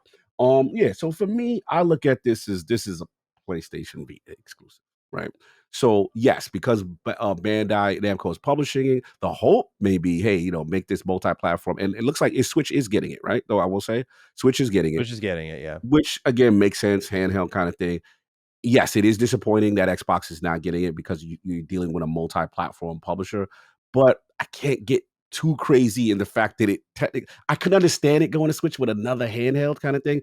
Do we really think that market is there for the Xbox and enough reason to port? And based on what you're saying as far as the interest, they probably say to themselves, not necessarily. I just think this is one of those cases where normally I'd give Xbox grief for it, but I just think I could buy into the kind of the idea of like, there's probably not a big market for this. Just we're talking about a PS Vita exclusive. I mean, I know there's people listening to our show will be like, well, I will have an Xbox and I want to play, and that's totally fair. But I think we're like a very, very, very small percentage of that group. Where this is definitely kind of like we talked about Black Myth Wukong doing really well in Japan or China. I think that this is going to be a game that thrives in Japan, but I don't think it's going to do much in the West. Yeah, I would agree. All right, Cog. That's it for the news. Let's talk about what games we're playing. We both have a mighty long list here. I want to hear from you first, sir. You got a lot of good stuff going on here. Yeah, I want to thank you. You were the one who pushed me over the edge. Your description of Warhammer Space Marines 2. I was like, nah, man, he really got me excited, man. Really got me thinking about this game. And yeah, I got to get into it. I mean, in the sense that, probably 5 hours in, started it, and man, this is an amazing game. This is a throwback game. This is Xbox 360 energy. This is, hey, we've got some mission structure, but we want you to go out here and tear stuff up. I want to shout this company out because this horde technology is the best horde technology I've ever seen. The I forgot the name of the damn race now. I had it in the top of my head. But these creatures, not only when you look up in the sky and you see them flooding the skybox, not only do you see them in the background dominating the battlefield, right? The thing about them is that you can only hope to slow them down, right? I love the whole Space Marine things, just like you said, my Lord, Legion Titus and the lore, and as South's called, they kind of not the best people. All aliens and Xenos must die. They are on that type of time. The way the game starts out is absolutely epic in the sense that, kind of get bodied. And this man for his reward for like doing this stuff, it's like, yeah, we're gonna demote you. And then you got this internal beef with your people because they looking at you sideways, like, yo, bro, how did he get that? He don't look official with his. Have you played the first one? I've never played the first one. I jumped straight into it. But the thing off the top that I feel is amazing is, again, they're not doing the gears in terms of cover shooting and all that. That's not what this is about. This is getting in the mix. What they have is one of the best systems, which is kill to execution, execution to energy and shield bar regeneration, forcing you to keep that loop going up. It is so satisfying. They got a little bit of that from Gears Tactics because Gears Tactics is kill, execute, you go again. Even though this is not turn-based, I love that it incentivizes you to do that because it then can give you some shield in a tough spot. I love the whole idea of the parry system. That is when the game took it to the next level for me because I'm like, okay, you know what? Get that little blue indicator, boom, catch it down, slam an enemy. This is the most brutal, visceral game going. You destroy people. Like it kind of goes head to head with Doom. Look, one of the developers. That's his background. One of the Doom developers on this game. So look, I've never played Space Marine games before. I am happy that this is the first one. This game is really special. And the thing that I like that you brought out to me now as I continue to play on, I love the idea of a separate team and operations going on at the same time cooperatively while this is going on to incentivize me to keep playing and to do that story. Only nitpicks would be, none of the weapons feel like, super inspiring. There's a couple of ones like some real flamethrower type joint. You get different swords. You get the knife that I like to super quicker sometimes than the combat sword, which is super dope. So it's really not about like the shooting per se, but the combat is so satisfying, man. It really is. And the story's heating up. I like I play a lot of it single player, but I will say like, it's decent. Their job is just to, to pick you up immediately. You know what I'm saying? That's their job. But there was some stages where the challenge was tough, man. I was like, yo, this is difficult. And the coolness factor. So yeah, I'm rocking with it. I love Space Marines. This is a really cool game. And, to the overall lore, this is I think Henry Cavill, this is one of the games that it's one of his favorite franchises, and I think he's been cast. They're going to either do a TV series or something. I could totally see him as Titus. I could totally see him playing this role. So yeah, so far so good. Absolutely love it. This is thanks to you. Your description of this game pushed me over the edge to pick this game up. And I was like, are you doing single player or co-op? I'm doing single player, but what I'm going to do is I'm going to do the missions, the operations part when it gets to that, because I'm not because they say don't do that if you want to avoid spoilers. Some are spoilery. Yep. Yes, so I'm gonna do that. But yeah, that's it. The only nitpick I have is just like, okay, with the weapons, like, all right, for Gears fans, because I know right now it's a big thing in the community. Like, oh, don't be disrespectful. Look, Gears can learn a lot from this, especially melee combat, because Gears melee combat is not it unless you got a lancer or whatever. Okay, fine, but if on a hand-to-hand tip, these dudes get busy. Yeah, do you agree with my take that like Gears should be on watch for this game? Like Gears needs to study this game and compete with it directly, because 100%. Because again, I thought Gears Hive Busters was in the right direction of having a class system and stuff like that, but I want Gears to be challenged in the melee department. I feel like this is where Space Marines 2 has got them. Like that in the mix, cutting up, it's way better. And that parry system, if you gotta, hey, what they say, like the Astrobot, like, hey, you ain't inspired, you ain't trying. You know what I'm saying? I was inspired by a couple things, as we've come to find out. But at the end of the day, look, you got to do it. And I think this is the pressure that Gears needs. I actually like that. But other than the only thing I will give Gears though is like, because this is a design choice. Because of the amazing worlds that they have and backdrops and skyboxes and that horde tech. Yeah. They've put all the energy there. They made a little sacrifice on the face models of the Space Marine. Now, Gears smashes them out the park. Coalition, when it comes to actual models and how the game looks up close. Yeah, of course. But I ain't gonna front. This is a design choice that I kind of like that Warhammer and Space Marines did. I think that's the better choice. Make a more engrossing world. Make it feel like a true battlefield. So yeah, I'm glad you told me about this, man. I've never played. I'm glad you're very happy about this game. It's one of the best games of the year. It is just such a, like, I know some people, like you did, I defined it the same way. Like, oh, it's such a 360 game. For a lot of people, they're like, okay, is it just like nostalgic charm? But it's like, no, this is like really how games should be made nowadays, I feel. Like, it just has this really crazy, chaotic PvP component. It's got great co-op all the way through. It's got a strong campaign. Like, it's just a classic modern classic is how I define it. Like, it's HD era gaming classic where it's just so good across the board and it's just very fun filled. But especially as someone who played the first game, I was like, wow, this is actually a pretty good story too. I really love how character driven it was. The storytelling itself is maybe not perfect, but I think like Titus is super compelling, especially compared to the first one. Because in the first one, he talks, but it's just like, where do we go, brother? Now this is a question. This is like a game that asks the question about like his loyalty. How far will he go for the Emperor? And I mean, they make him do some shit. I'm like, damn, dude. Like, but the spectacle is really everything about it. I'm not a visuals guy. I imagine you were fucking wetting your pants. Bro, I was like, yeah. There's just just one. This is like the creme de la creme, just one game. Like, it's insane. Some of the visuals that you get, insane. It's a good argument for why linearity can provide some better visual experiences because it's more tight. So when they have those vistas where you're like watching, oh my god, there's one in the second act. I won't even tease for you, but it's unbelievable.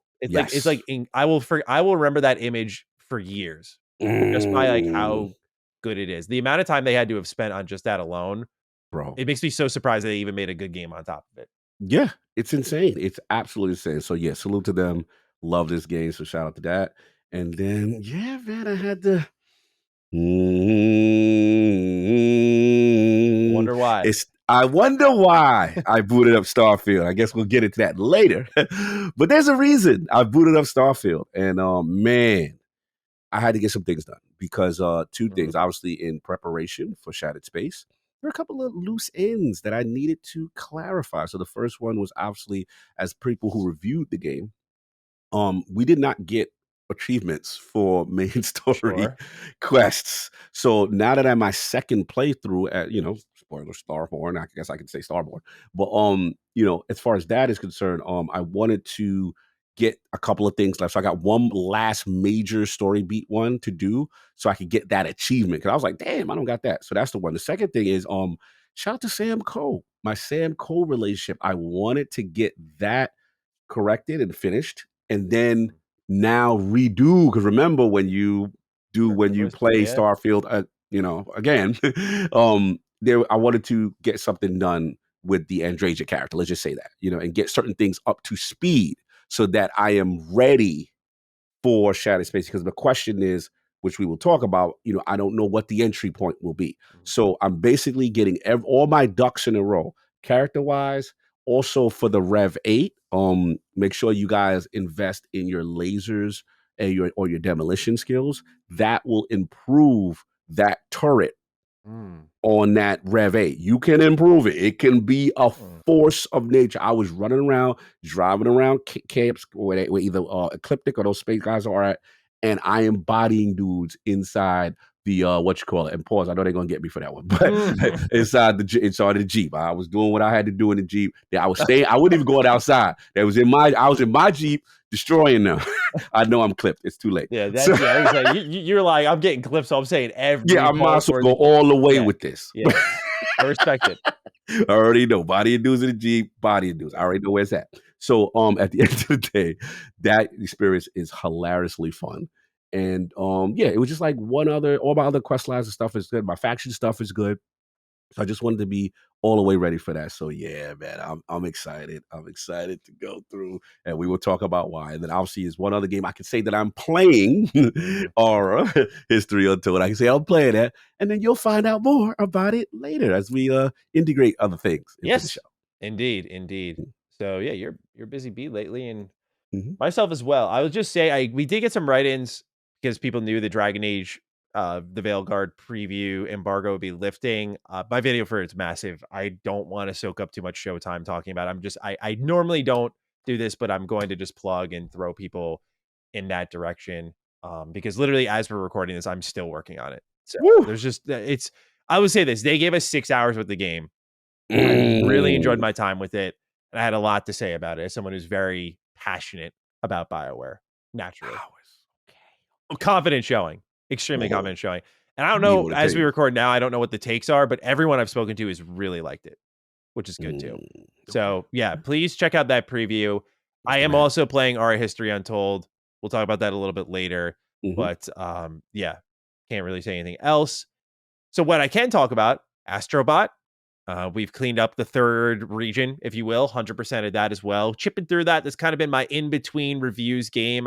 Once I'm done with a review, which I did finish one, we'll talk about that in a moment, I dip back into Astrobot, and I've just really been enjoying chipping through it. I'm not a huge fan of, I guess a hot take, I'm not a huge fan of the soundtrack. It's almost like too aggressively optimistic and in your face and like, Astrobot, like all the time. I can only handle so much of it. Like watching my favorite characters floss and everything. I'm definitely getting old man syndrome in that regard. I'm like, what the fuck? But it is a real joyous time. I love the 3D platforming. I do think this game has some levels it can reach before it gets to that Mario Odyssey area. They're closing the gap. It's a really great game. Definitely one of my favorites of the year, but I'm not where everyone else is at, I think, in that I'm like, this is better than Mario Odyssey. I'm like, no. You an addict. We need more like movement tech. We need more like not just power-ups, but like add more to the Astrobot kit, if you will, as a default. I think once they do that, because it's a lot of his movement tech is the exact same from Playroom. So yeah, I think it is an excellent game. and I'm very excited to see what they do next. Presumably, they do something again. Mhm. Yeah, so really good time there. What I spent most of my time with, though, over this last week or so is Dead Rising Deluxe Remaster. My review for that is up on Retro Rebound. I loved it. I really did. Mm. I've played Dead Rising 3 extensively with the Xbox One launch. I remember that was actually one of the main reasons I wanted Xbox One, because Xbox One had fucking sick launch games. And I was like, oh, cool. Right when they said, hey, there's no time limit in Dead Rising 3, I was like, yep, you got me. Because I got Yes, I filtered. hated it. I got filtered by Dead Rising 2 in high school. I was having a skill issue completely. I was getting the shit kicked out of me. I was trying to do it in co-op. I was like, I hate this game.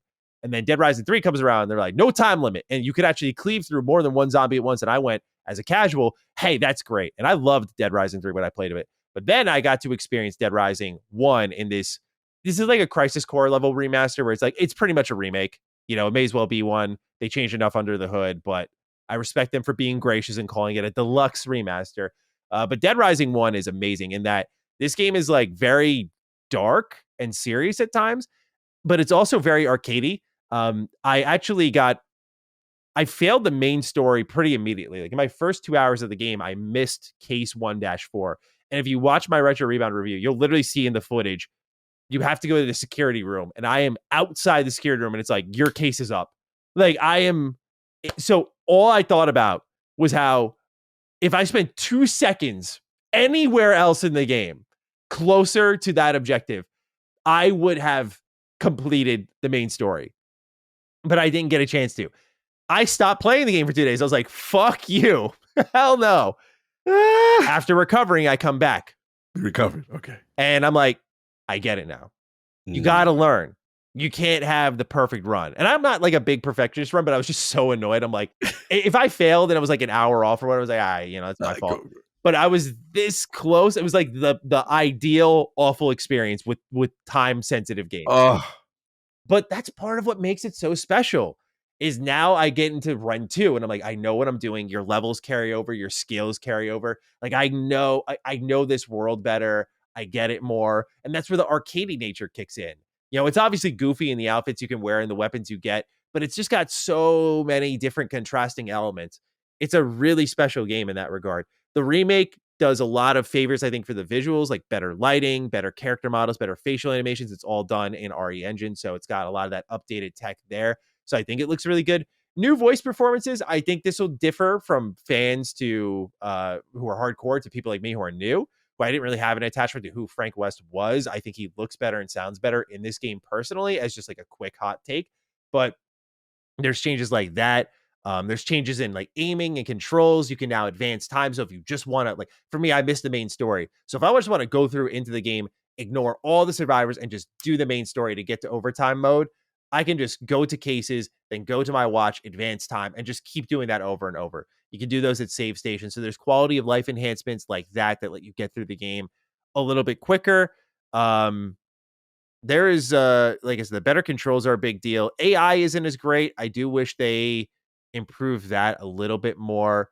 I How know. that engine looking though? Like how's it looking No, that's what I'm compared to saying. Yeah, the updated yeah. character models, the Okay. lighting, better Okay. texture quality. Yeah, everything. Cool. Yeah, it's RE Engine, so it does Okay, look cool. very good in my Okay. opinion. I think some people prefer the originals. Some people have issues with some of the changes, like uh there is a Vietnam war veteran who attacks you with a machete in a hardware store as one of the psychopath boss fights, and that's been adjusted a little bit with like different terminology. It seems like it was just up to developer preference. It wasn't like a censorship thing, so to say. Like they just said this was more in line with what they wanted to do. I would normally have bigger issues with that, but since you have not only the original available, but the original available as an HD re-release where none of that's changed in 2016, I'm okay with developers saying like, hey, we kind of remade this game and we changed some things. Are they kind of unnecessary changes? Yeah, I agree, but they didn't impact my enjoyment at all. And I really don't. I care about censorship in a certain way, but like I don't view this as censorship at all. Okay. Which I know is a take people will not like, but Gotcha. just my 2 cents on the matter because I know it's just like you just can't talk about this game without them being like it's censored. I'm like, you know, the original's right there and it's available on modern platforms. So Fair, yeah. this It's was the not like they developer yeah. discretion that they decided to go with, and I don't agree with it, but it's their choice. And otherwise, it's fantastic. It's again, just the way it controls, the way it plays, much better. So really enjoyed that. I called it a instant classic. So I was like, yeah, this is just one of my favorite games of the year. Nice. Which I've been saying a lot this episode, but there's been a lot of good stuff lately. Mm-hmm. Predecessor, been playing more of that, been enjoying it. I got like 15 hours in it now. I did go back to Smite 2 because they did drop some patches. And Oh, you done crawled back after you was after I saw talking the all patches, that talk? I was like, let's see what's going on here. Still really buggy though, man. Like, Okay, okay. it's an alpha. I get it. Like, it's just I'm enjoying my 1.0 predecessor Oh, where I'm that's it. just not fighting with the game constantly. I will say though, I know the meta of Smite better. I know the items of Smite better just from the amount of time I've played in it. Where predecessor, I'm still like relying on auto build and just running through kids regardless, and like just no problems whatsoever. Like the matches are really easy. That's the only problem I'm having is like we just kind of dominate most games in predecessor, but when I went back to Smite after Predecessor, I will say Predecessor makes you a better player, which very few MOBAs do. Okay. Like the aggression I play with my support was very different in Smite 2. And then I went to Predecessor. I played as Richter, who I'm just a beast with Richter. Like you could just throw out a whip and pull people in. And so that's the best feeling, like that Roadhog level energy of like, oh, you think you're safe and you just pull them right in. Great feeling. So since he's like more of a tanky kind of support, I just play an aggressive game with him, and then I just start playing as Bacchus and Smite 2, and I'm just dive bombing people. I'm like, yeah, whatever, you're not going to kill me. So it does make you a better player in that regard, I will admit. And I do like Predecessor for that, but I've been kind of just bouncing between the two. So that's very bad problem to have here because MOBAs are time consuming. MOBA gang. So yeah, that's everything I've been playing. A lot of good stuff this week. Now we're going to transition. We're going to talk with some of the developers from Oxide Games and Xbox Game Studios about what's going on with Aura History Untold. So we'll see you there with a new crew, and then we'll be back to talk more about Shattered Space. So let's transition, shall we? Okay, we are back. We're joined by two excellent individuals here to talk a bit about Aura History Untold. First and foremost, I'd like to introduce Gabriela Leskur, narrative and experience lead at Oxide Games. How are you? Welcome to the show. I'm doing great. Thanks for having me. Of course. Thank you for being here. And we also have Brian Stone, product leader and head of engineering at Xbox Game Studios Publishing. Hell of a title, man. Hell of a title. How are you, sir? I know, it's a lot. Good to see you. Good to see you.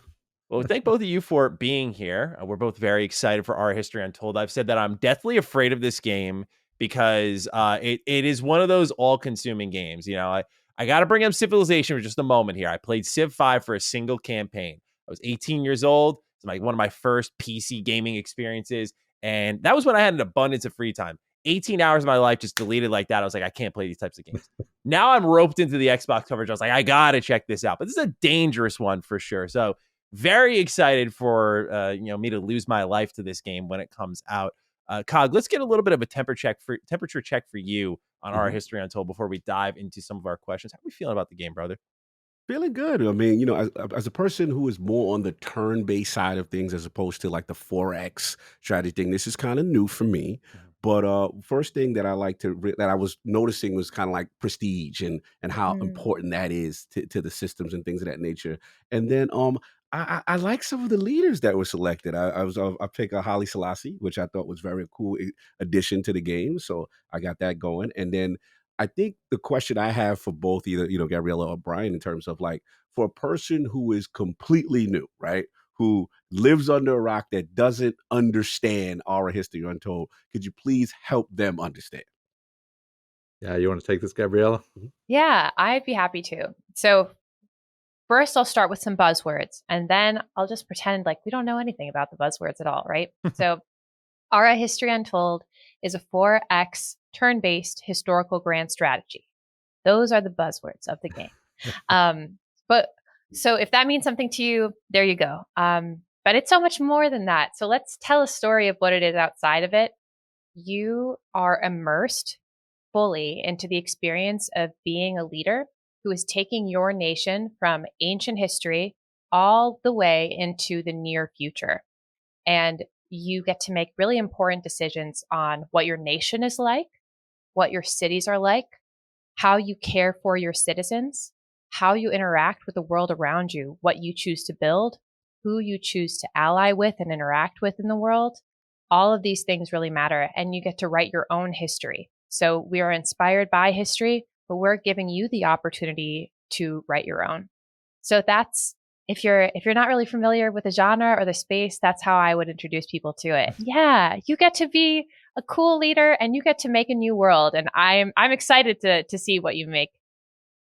Yeah, likewise. No, that was cool. Again, I saw some of the leaders that were you were able to choose from different areas. I was very impressed. Like I said, I saw Shaka, I saw Nefertiti, I was like, oh, shout out to Deborah Wilson, who I'm a big fan of, who is Savathun from Destiny. And I was like, oh, I know this voice who is narrating these characters. Oh, and okay, I thought that was a huge boon for me. So I love that choice, by the way. She's amazing. Unlike Savathun, she's or just our narrator. Okay, don't get too scared. She's not here to fight you in this game. She's here to guide you. So yeah, she's such a talented actress, and I hear a lovely person to work with too. Members on our team had a chance to work with her. Awesome. Oh, that's awesome. That's awesome. Maddie? I guess stay in line with your question, Cog. Let's say we do have a newcomer stepping into this genre. It's very intimidating from multiple angles. What does your game do to make it newcomer friendly, if anything at all? Mm-hmm.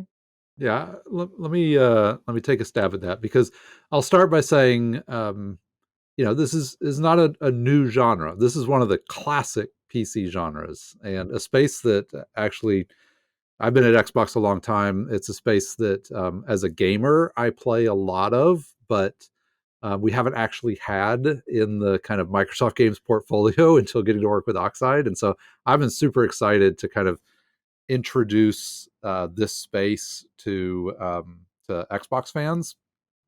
But to get specifically to your question, like, one of the things I'll say is just don't be afraid, right? There's a lot to play with in these types of games. genuinely a lot to play with, but you really can take it at your own pace. It's, partly just obvious because it's turn-based, and so you can take it at your own pace from that perspective. But also, the game is designed to allow you to explore systems in kind of in serial rather than all at one time. So, and it's true of this whole genre. If you get in and you play a game and you realize you were only engaging with sort of one of the multiple ways to play, maybe you only engage with sort of like the city building aspect, and you didn't maybe found a religion or lean into maximizing your kind of government buffs or trade with other nations or whatever. Those are things that you kind of layer in through multiple playthroughs. So I just start there, just like it's a genre that is great for exploration. So just don't be afraid. But then specific to this game, one of the things I love that Oxide has done, one of the core things that they leaned into right from the beginning, is the world's just beautiful to look at. And sometimes that alone is enough to invite new players to something that maybe they haven't tried before. In our game, you engage with the strategy at any level you want, from highly zoomed out, kind of strategically moving pieces around the board, making critical decisions for your nation. But at any moment, the game is designed to be able to zoom in and just see little people going about their lives. And that evolves all the way through, from the first small little settlement to massive modern cities. And that's just fun. It's just fun to zoom in and look at. I love that.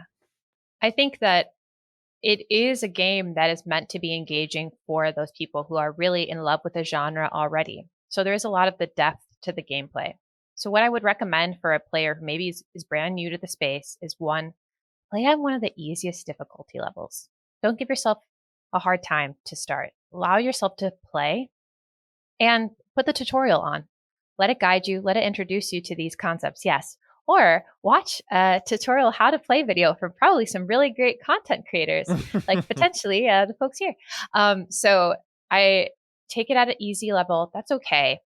Turn the tutorial on, and then maybe just really role play what type of nation you want to make. I had the opportunity to play with a really kind journalist in Gamescom, and we really just tried to replicate the things that she liked about being French. And like choosing Joan of Arc as her leader, and choosing amenities, which are part of our game. They help the quality of life of your citizens. Choosing really French things, choosing like very like lovely jewelry and great wine and bread, and using these things to build up your nation, building the Eiffel Tower as a triumph. You can really introduce yourself to the game by just thinking about really what type of history would you want to give a nation. And if you start at an easier level, if you allow yourself the place and the space to slowly go through the tutorial, learn some of the basic concepts, then you can graduate to higher levels of difficulty where you start to maybe get into some of the nitty gritty of management of some of these more intricate parts of gameplay, the competitiveness. That would be my recommendation to people who are new, as a way to, get their first step into the game and maybe into the genre.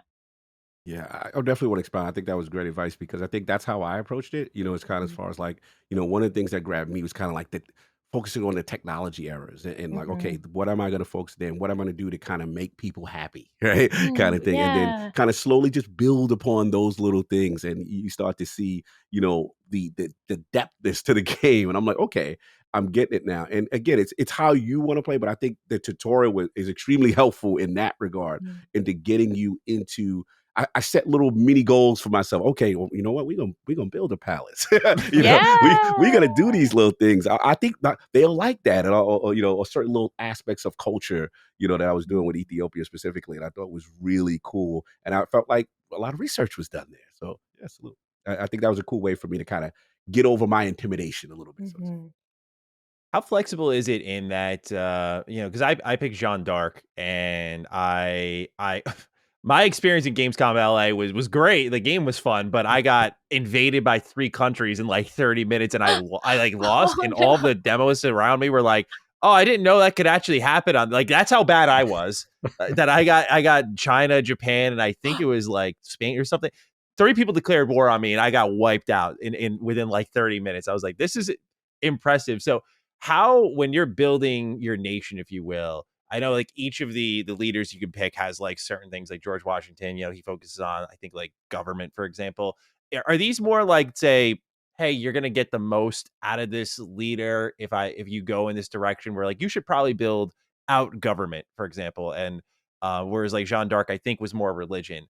Do you need to lean into these play styles, or do you kind of have these leaders built where the flow of the game will take over? And it's like, oh, but I'm kind of like trekking in this direction of philosophy, and that might just get me more prestige. So I might just have to lean into that. Cause I noticed when I was playtesting, that I fall prey to the panic decisions. And I don't know if that's a good thing. Cause like I was getting smoked in prestige. I was like, oh, that gives me 100. I don't, like, I need to build that right now. So how effective are the leaders in securing victory? And should you really adhere to their strategies more than I personally am? Yeah, I think that, well, I'll take a step back and say one of the things we really tried to do, and I think genuinely achieved, is that every time you play the game, it's going to feel different, right? So in one way, the answer to that question is it really matters, like, who else is around you, what other nations and leaders are close to you, what resources are in the kind of biome that you're in, what do you discover as you explore the map, because that will dramatically affect like how much you need to lean into the unique characteristics of your leader. There's two ways, and there's multiple ways in which those characteristics play out. As far as like your example of getting invaded by 3 different nations, the traits of a leader, they matter both to the person playing as that leader, but also to the other nations. So one of the interesting, more subtle aspects of like diplomacy in the game is that your relationship with other nations is going to depend on the extent to which your traits align or oppose the sort of natural traits of other nations around you, which in turn impacts the amount of effort that you have to put into mollifying potentially hostile nations, or the Any opportunity to hostile sort of buddy nation. up with the good ones. Yeah. So yeah, I mean, I would say, and then it also just matters on difficulty level. I think, there's, you can sort of set the difficulty level, as Gabriela said, like wherever you want. Certainly on the higher difficulty levels, you're going to do better if you lean into the opportunities afforded by the traits of your leader, but those can really vary throughout time as well. So we've got some leaders that are sort of like slow starters, but they really shine in the modern era, and other ones that sort of allow you to get out and explore or conquer or claim territory, or found a religion, depending, all different play styles. Leaders that allow you to do that early, but then you really have to capitalize on that because they don't have the same opportunities in the modern. So anyways, yeah, we really did want every leader to play and feel different, but it also depends a lot on kind of what your unique situation on the map is. Yeah. Sure. And I think that this also plays into the unique prestige system that's used to declare who ultimately is the winner of the game. So the prestige system allows players to accumulate prestige points across a variety of domains. And you'll see as well in the different traits for each leader, right? Their personality traits, as well as their bespoke leader trait. They are across domain, across playstyle. Even our most militarily minded leaders have personality traits that aren't just about military. So that's part of, what helps the game be interesting too. When you're thinking about your leader, is you can start off the game taking advantage of a leader trait that has to do with military fortifications, let's say a more defensively minded military. And then perhaps you have another leader trait that's about masterpieces. Masterpieces are things you can create, masterpieces of art, literature, etc., that give you prestige as well. So as you go throughout the game, you're responding to the unique situation around you. You're taking advantage of these different domains within prestige as you go, and you can kind of ebb and flow through your own play style and whether you're choosing to lean into one leader trait or another over time. Oh, this is really cool. Yeah, I love that stuff. Again, that's what helped me process the game was that prestige system. The thing I wanted to talk about also in terms of what I think is cool is like these events, right? Where it's either events of diplomacy or events of invasion, stuff like that. Like, how does the game work maybe on a system level, or these are like all random things based on what's happening on your course of your journey through eras or so forth? Because I really like that aspect of the game where you really have to make tough decisions on how you're going to proceed forward or interacting with others. You've come to the right person. So that was my baby, my child, the events. They're so good. I just want to say on a side note, I really like them. They're really good. Yeah. I'm so glad. I like them too. I'm a little biased though. When creating the event system, we wanted to play into the player fantasy of being a leader. And so as you've both experienced, right, these events, they have to do with, are you interacting with tribes, other nations, but they're actually responsive to your game state and to player action. So some events are triggered by unique choices that you as a player are making. They only come up when you've made a certain choice, as well as an element of chance. So all of these events are meant to reflect what's happening in the world. And just as you said, they're meant to be inspired by history, but present these fictional, ethical, and strategic dilemmas for you as a leader and as a player. Sometimes I'll make a choice just because morally I'm like, this is the right choice, even though it might, maybe give me a little bit of a decrease in education, but darn it, this is what I want to do. And so every single choice is meant to make you think about the story that's happening as well as the pros and cons. We really tried to make every choice feel weighty. So they'll often have both positive outcomes for you and maybe some unique challenges that they present at the same time. So those events are supposed to buff this player fantasy. They're supposed to make you feel immersed and also be a window into the greater world, not just history, as we often talk about winners or losers, but cultural aspects of the people, ecological aspects of different parts of the world, and maybe little known facts about a country you've never heard of before. So those are all part of our intention when creating the design of the system and then creating these unique narratives. You know what I love about it too is just the choice beyond the selections you give us. For example, one tribe was asking for a little too much from me. They just kept continuing to be like, hey man, we just need some more merchants. Now we need jewelry. We need your food. I'm like, you're not even rocking with me. Like you're just continuing to bleed me dry. So I had enough, and I marched over a bunch of archers and I pillaged. And I just love that. I was like, you know what? I know this is not in the way of George Washington, but I had that choice, and I love that. That's what I love about the system. You create these relationships where you like, I've had enough of you. Like you've done enough, all right, and you're gonna either join or die, effectively. And so I that's what I love about the game. Those events are really the crux of what I think so far makes it so special. So I thought that was really cool, and the prestige system is also pretty unique to your game. Where I did have this question about looking across at like competitors in the space, say a Civilization or whatever, what would you say from like your point of view separates your game from theirs, where whether it's like an experienced player who is gone through all these games, what brings them into Aura that's different? And also, obviously, we've already covered newcomers, but like, what do you think separates you from the competition? Yeah, there's a few things. I mean, we talked about it at the start, but I do think the living world and just the beauty and the ability to like see in minute detail everything that you built, like that is starting to deliver on a player fantasy that players have had ever since this genre was invented. And I love seeing that come to life. And that's an area that I think people will really be delighted by. Beyond that, it does make a big difference when you're playing with simultaneous turns versus like turn taking, which is something that's core to this game, core to Aura, which I'm really excited by. Not only does it sort of like affect how you make decisions and tactical decisions with incomplete information from turn to turn and just make turn taking faster, it also makes multiplayer possible at all, like in terms of like large scale multiplayer. We support up to 36 players all playing together on a large map. And if I had to wait for 35 other people to take their turn, like that's just not viable. So the fact that it's been built from the ground up for that is key. And then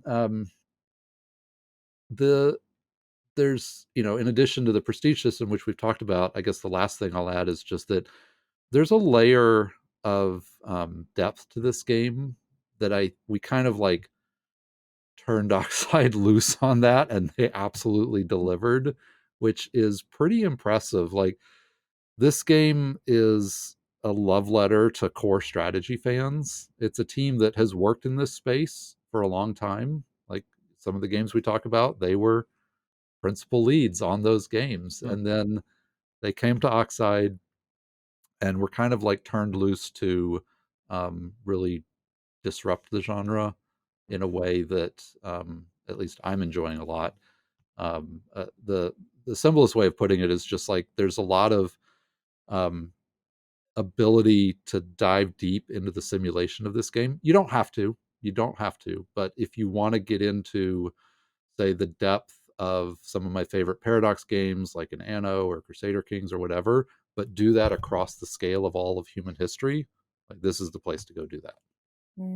Yeah, I wanted to add on what you said in reference to the multiplayer, because I think that's something that really stood out to me in terms of that feature, kind of like this synchronously and asynchronously being able to do simultaneous turns with all these amount of people. So like with that, you said 36. That is huge. That's a lot of people, and the cloud-based tech involved with that. Like, how difficult was that to one implement, and then two in terms of like human player culling? Because it's like if you play a game like this and you get eliminated, which probably would be me early, right? It'd be bad, right? We get eliminated. Like, I know how that must feel for a player. Like, okay, all right, now there's nothing else for me to do, right? But how do you go about handling that in terms of the human culling system, and then obviously all these people involved, and not necessarily having to wait as much? Yeah, so the main thing with multiplayer is really simple. We just wanted to make sure that the experience that you can have in single player is the exact same experience that you can have with your friends. So there's no sort of compromises made between playing with friends or playing alone, and that we can support as many friends as we have nations in the game. So the reason why it's 36 is the cap is not because there's a cap on the multiplayer. It's just because that's what a large scale map supports for a number of nations, right? And then in terms of making that easy for people, the key is just flexibility. The way the cloud system works is it's basically just processing the turns in the cloud, and it does it on demand. So once everyone's submitted their turns, boom, gets processed almost instantly. Everyone is then able to start issuing orders for their next turn. But when you set up the game, you can do that very flexibly. If you want like a fast-paced game where you're just rushing through Act 1, set the turn timer really low. If you got a group of friends and you just want to sort of like replicate that old school play by email experience, but without the hassle of sending emails, set the turn timer to a day. Play a game over months, and that's fine. And we actually expect people to have lots of games going kind of at any given time. Maybe that kind of one nightly turn, and then other ones that you dive into, and then of course your own sort of solo games. And then on top of all that, it doesn't really matter if somebody drops out, drops in. Like if somebody drops out, AI can take over. Okay. If a game is going and you want to invite a friend in, they can take over from an AI nation. All of that is like fully flexible. So it's pretty much just what you want to do with it. That was very cool. I just want to commend that thought process because I love that flexibility in terms of, okay, if you got that group, you want to space it out. You want to be able to control that spacing as far as the turn. But also, again, like if, hey, I lose, hey, can I take over an AI nation and now still continue to fight even though, and try to get revenge on who called me, kind of thing. I think that is really cool in this genre. So I want to shout out the teams on that. I love them introducing the cloud tech for this type of features. Pretty cool. Cool. That's one of the benefits too of having Oxide and Microsoft working together, right? With Xbox, we have that expertise of best utilizing the cloud and utilizing those capabilities. So it's been really great to work with you, Brian, to help make that dream come true. I love that.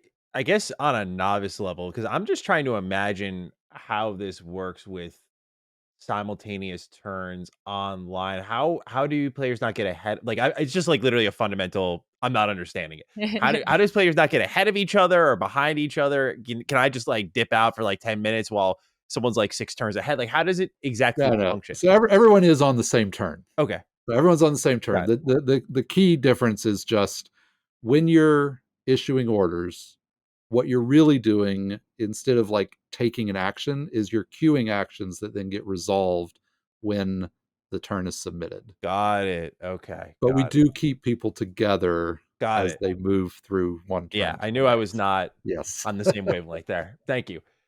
I wanted to ask you, Gabriela, a bit about the narrative component some more, just on if you could speak to the challenge of it, because not only like I experienced at the Gamescom LA event like Act 1, but then I know there's multiple acts afterwards, and just how each one's different for each nation. You talked about how I didn't know this, but like certain events will spawn based on choices you make, and like I guess that goes the opposite way, just depending on those choices you make. How challenging was that to set up, and just how dynamic it can be, how interweaving it can be? Could you just speak to the challenge of setting that up? Yeah, I think first I'm really lucky to have an amazing team, amazing engineers who we worked with to put this up and to get it working. And there are a few different types of challenges. The first is when you're scoping the actual system itself, how the choices are going to work and how they're going to work for multiplayer, right? So you'll see in our narrative events that on Tooltip, you'll be able to see a little bit about the resolution and the outcome. And part of this is because in multiplayer, you have to think about these really short time turns, right?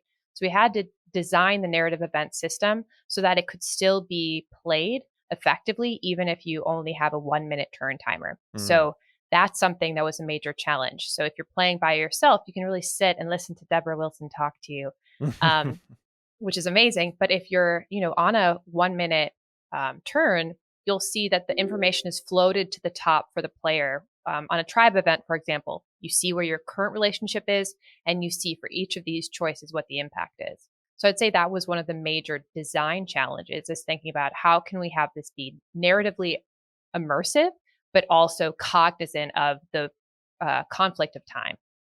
In terms of implementing it across acts, so in the first act, you can get to know tribes, and that's a major source of events. But as you go into the future, you're going to see more events that are based on diplomacy, that are based on unique leaders and their own place in history.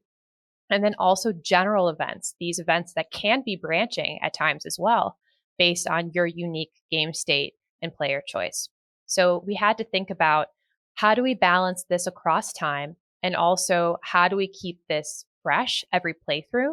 So there is an element of chance. You're not going to get the same events every time you play. And you have to think about the balance as well. So that's an evolving challenge and opportunity. And as the game comes out and in the future, I know we're all really excited to add even more. But at the start, really trying to give players different types of events, different types of narratives. I think the biggest challenge there, right, is implementing it in a way that was friendly for simultaneous turns, that was respectful of my engineers who make my dreams come true. And then also really fun and interesting is, how do we bring in history? How do we look at the world and anthropology, really, and outside of just history? What are the patterns we see leaders often have to face in their decision making? What are sociological patterns we see across people in time? And how might we infuse these into the narratives so that people are learning about the world and also maybe learning about themselves? Like, oh, I didn't realize that I wanted to put honor in the cornerstone of my Capitol building of my new city. Like, what does that mean about me? Like, what do I think honor means? So presenting these interesting choices to consider oneself outside of the game as well is a challenge, and also something really cool that we got to do.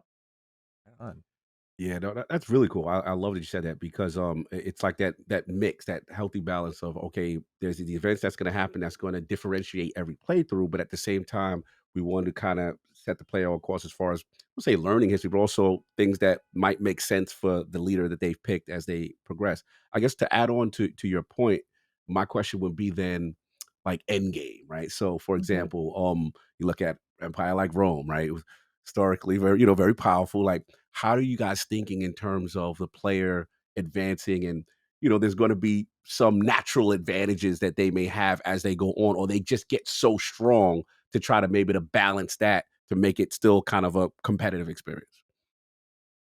Yeah, I think that really what differentiates the nations is their leaders, first and foremost. So we have a few nations that may or may not have multiple leaders in them, and you'll see differences in the play style by the leader, not just by the nation, which I think we see as part of the real world too, is that who leads a nation really matters there. So any nation over time is going to have those ebbs and flows. I think one way that balance happens is through the culling that occurs between acts, which you mentioned. And it is a feature that you can turn off. So don't worry too much. But I think it's really helpful on act transition, because those bottom few nations who are lost to time, they then leave the map and you have more land that you can claim. So that's one way, I think, between Act 1, 2, and 3, that you still have room to grow, literally, your nation, and you have an opportunity to maybe get back ahead if you're falling behind. So you aren't completely landlocked, and you aren't completely forced into a war of expansion just because you wanted to build another city. Very cool. No, thank you for that answer. I was very curious. Yeah. So I basically, my role in these games has been the fertilizer. Like, I get the land ready for the next round. So when they expand, they just take over where I was at. That's fun. I really only had one more question because you brought it up, and so I never really looked into it personally. And I wanted to inquire further on just post-launch support, like what you were looking to do, kind of moving forward with the game. You mentioned like new stories and events and that sort of thing, but are there more leaders plan, more like what is the plan, if any, that you can talk about with the long tail for this game? Yeah, there's a few things that we can definitely talk about. First, I'll just say that, like, we are absolutely excited to support this game. We've been, actually, just to put it out there, we've been building the game with the community for a long time. Like, we have been running an insider program. We ran our first technical alpha over 2 years ago. We've run 2 more since then, large scale open invite technical alphas. And every time we've done that, it's been hugely important in terms of getting feedback. And I only expect that to continue after the game launches. So starting next week, we are going to be continuing to react to what we see in the wild with people playing, and what's working, what people want to see more of, and just keep supporting the game from that perspective for a long time to come. Beyond that, we do have an opportunity to introduce more leaders, which we are planning on doing. There'll be more to come on that in the future. I am excited for that just because we really like it.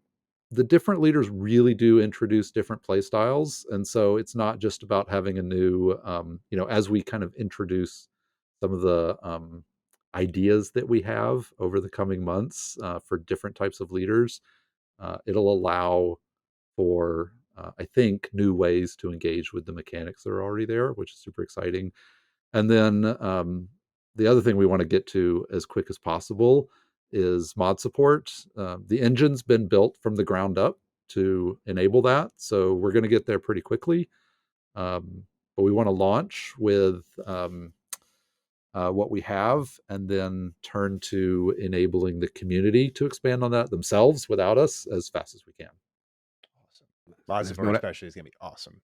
Yeah, cool. You already know it. Yeah. I'm excited that more leaders will be coming. So that's definitely exciting to me. And what you said in reference to getting the support from the community, kind of building out all this time, and then obviously Xbox's involvement is going to be PC Game Pass. I would assume obviously at some point our Xbox brethren will be able to partake. I know these games typically come to PC first, and we have to optimize. But us console users would love to know. I mean, you don't have to say now, but that it eventually will come to the console space. But we want to allot you the time you guys need to get everything out and be able to experience this. But I'm really excited about post-launch support and that support, and as well as going to the Xbox consoles. Any other questions for you? Mm-hmm. No, those are my main ones. I was curious about the future of the roadmap in reference to that, and then obviously Brian did a good job with my palette with that part. So I'm excited for that part. We'll be there for you. All right, cool. That's what I wanted to hear.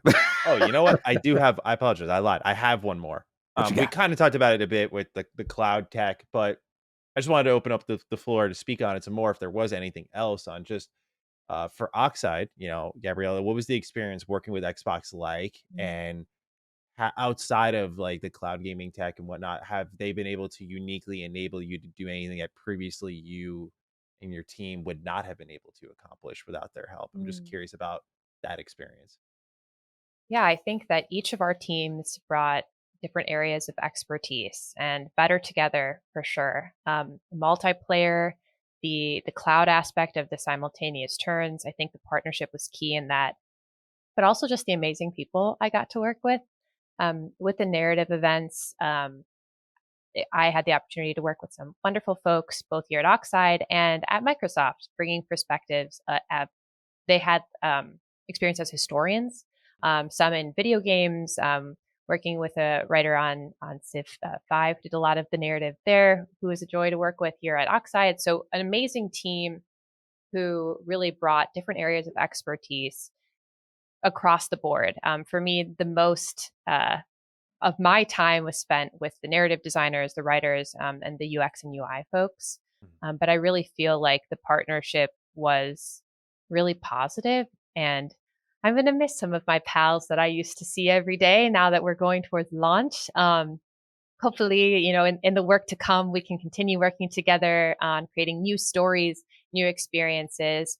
But yeah, with the multidisciplinary teams, with the breadth of experience, both with folks here at Oxide and at Xbox, I feel like it's been really wonderful. Brian, you've been here for a long time on the ride. So you've seen the game go through, its full growth into metamorphosis and butterfly phase now. How's it been from your perspective? I mean, I think it's been great. I think the main thing, and I think Gabriela nailed it. Like, it really has been a partnership. We've collaborated very closely on this. I think that, Microsoft's a global company, and this is a game about history. And so just access to our global readiness teams, our international loc teams. This is a game that is localized into more languages than I've ever localized a game into before. We're trying to be as broadly available as possible around the planet, basically. And And that's been really fun, challenging, but fun. And I'm excited to get it out there. And then just, Oxide has been working in this space for a long time, has people that have been working in this space for a very long time. And it's been fun just to give them the kind of the resources basically to realize some of those ideas that can be hard to do if you're smaller. And so, the opportunity to partner together and give them space to really innovate, I think has been worthwhile. Amazing. Yeah, I think that goes to something that was said earlier, which is that this game is new in an IP. And so it is a fresh slate. We can take things from inspiration from all over, board games, games totally outside of the genre, books, lived experiences, and then also folks who have really been in historical grand strategy who have delivered those types of titles. So I think that has been wonderful as well. We have people who at Oxide have shipped many a game, and for some who transferred really into game development, and this is their first game, but they bring a unique perspective because maybe they were working in a different field and they have that unique story to tell, so they can have an impact on making this IP really fresh while also respecting and building on some of the most loved parts of the genre. That's awesome. I just wanted to add on to what both of you said, and which really excites me is the fact that one, obviously, Gabriela, what you said in reference to working with historians and bringing that research into the game, and that's a part of it. It's really cool. And then what Brian said in reference to kind of like this type of IP we don't really see. And one thing I like about the platform right now is that you guys have this kind of diverse portfolio of games, and these type of games are needed. You don't see them a lot. I mean, obviously, you should have been a PC space, but as far as like adding it to a Game Pass and things of that nature, I really appreciate that. It really gives that eclectic kind of addition to the portfolio, and the fact that it's new, it's really exciting. So definitely heads up to the team, salute to the team. I know you guys are powering through towards getting through launch, and very excited to see how this thing lands for you guys. But really appreciate you guys putting in that work as you head down towards the finish line. Absolutely. Yeah. Thank you both for coming on. We really appreciate the time, your thoughts, and of course, best of luck with the launch of the game. I have no doubts it'll be absolutely excellent. But that's all the time we have. So, ladies and gentlemen, thank you for listening. And with that, back to us, right? Like We teleport again. We're back. It's just us two now. And we're here to talk about Shattered Space. Time for a little bit of a deep dive. So Bethesda released a almost 10-minute long video diving into the thick of things of Starfield's newest expansion dropping September 30th. Let's start with general thoughts, Cog. What did you think about what they showed off? This seems to be the Gamescom theater presentation that they gave the press, and now we got to lay our eyes on it. So any thoughts on this, sir? Yeah, man, I was pleasantly surprised. 10 minutes, getting to kind of dive deep as far as what is going on with Shattered Space. I didn't think we would get this level of in-depth information about it. Mhm. So first off the bat, we all know, the homeland of House Varun and Varun Kai is something that's very integral and kind of hinted at throughout Starfield, especially, if you would with the Andreja character, what's going on. So to see the world, to get out there, I love the skyboxes. I love the first thing that they said, I thought about you. Handcrafted. Oh, yeah. Very big emphasis on that. Very big emphasis. We want to go back Yeah. to kind of what you know us for. And I think that to me was a huge deal. But top level thoughts, what surprised me, obviously, is we knew they were going horror vibe, dark vibe, but I love the fact that enemies and the way the faction stuff is, it's going to be very aggressive. I like the fact that there are sub factions within House Varun that we're gonna have to deal with. Yeah. Oh, I love that. I didn't think we were doing that. I like the fact that the Rev 8, I wasn't sure if I'd be able to use it there, to be honest. You know what I'm saying? I wasn't sure. I like the fact that they said, hey, we go to that world and everything is involving the quest line is in that world. Yeah. You can leave at any time, but it's gonna be there. Also, we know that other factions will be, we're not going to stop seeing the Crimson Fleet. There's other motives here. But the key story for me that sounds very intriguing, without spoiling the main story of Starborn, is that this is something on this world based on their pushing science and tech and religion in this cult a little too far. Something has gone wrong, And now we got to see what that is. And the beauty of it, Maddie, is I like one thing Starfield I feel doesn't take advantage of it. I think is really cool is that, once you were acquiring more information in the main base game and you go to the temples and you would get that power. Remember, you would be like floating in space and you'd be, that thing that you get when you gravity and stuff. Yeah. So that they're going back to that in these anomalies. Mm-hmm. And then I saw some platforming. I saw some, and it just looks cool. So this thing, look, I was excited coming in, but after that, I was like, yes, this is a return to form. I think this is what people want to see for them. But that's my top level thoughts.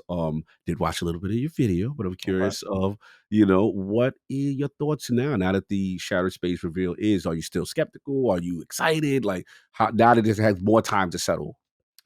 I'm definitely way more excited, because this is exactly what we were asking for. It really kind of boils down to I just hope the rest of the game kind of starts trending in this direction of more handcrafted stuff. There's no denying that all of a sudden people are way more positive on Starfield and kind of rooting for this all of a sudden with this deep dive going out. Cause like, oh yeah, this is what we were expecting from Starfield in many ways.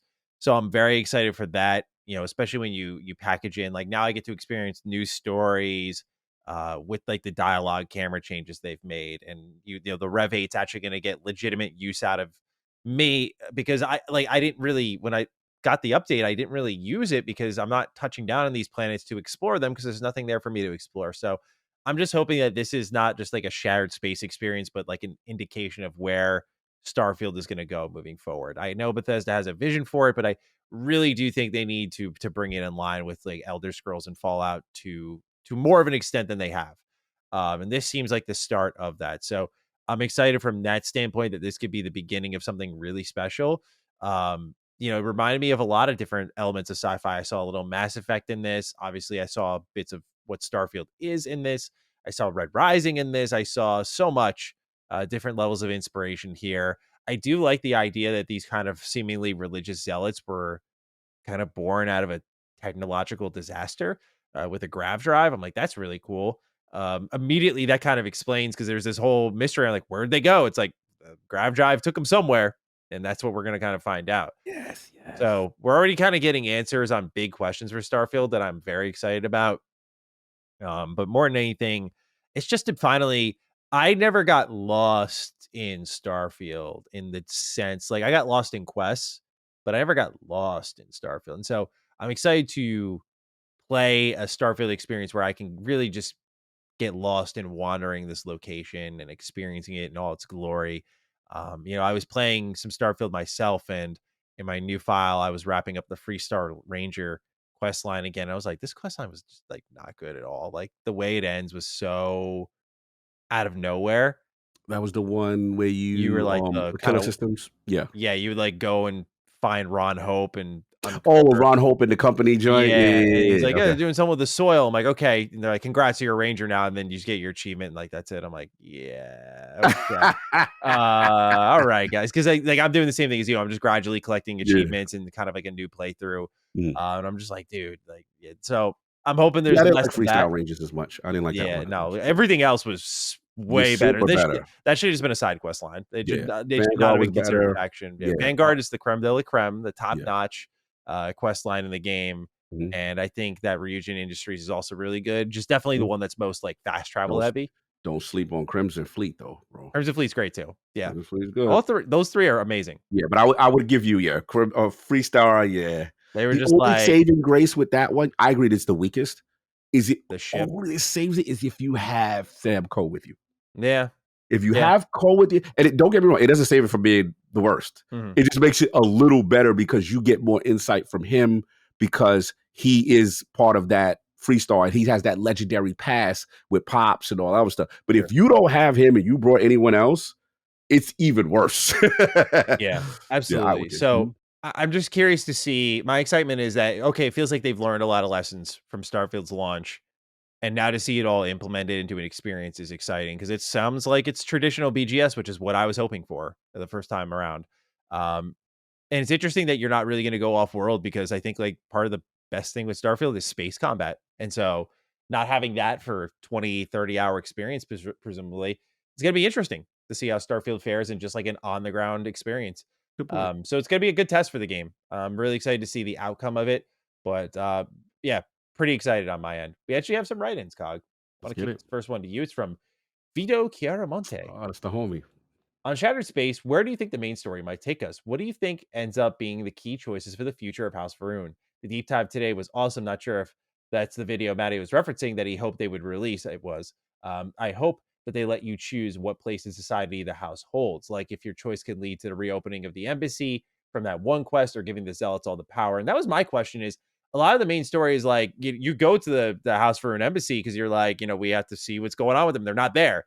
So I'm wondering if there's because they do tease, I think, one line. They literally say like it may impact all of the settled systems. I'm like, okay, that's like a buzz kind of word statement. It feels like, but if it's true, I could see an opening for that. So do you anticipate this kind of like having a ripple effect into the base game?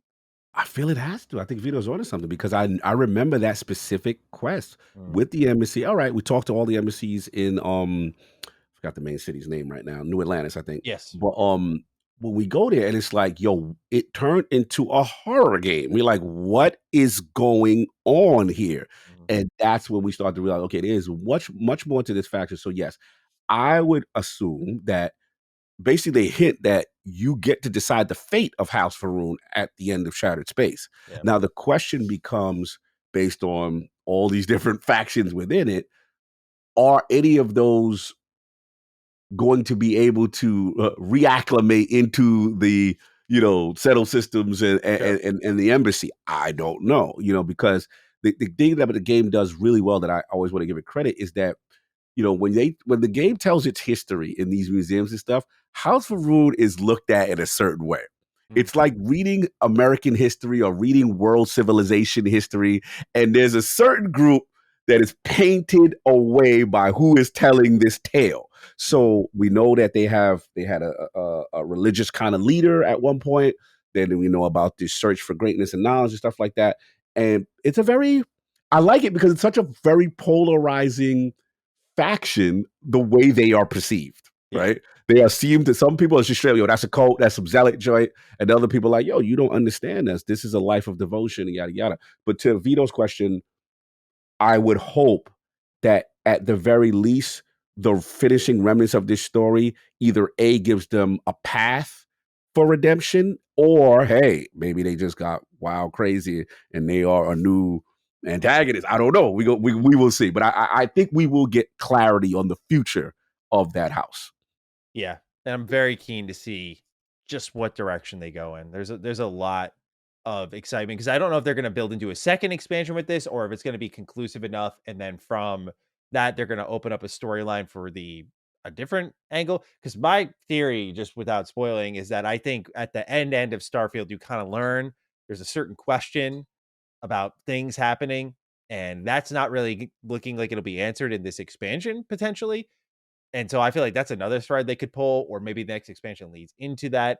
I don't know if like that's what I'm wondering is this going to be like a sequential story that kind of builds out across all of these planets in Starfield? Because they've said the plan is to continue to support. We already know there's another expansion next year from Todd. And so, I'm just curious. Maddie, yeah. right there. I'm just curious what direction they're going to build in.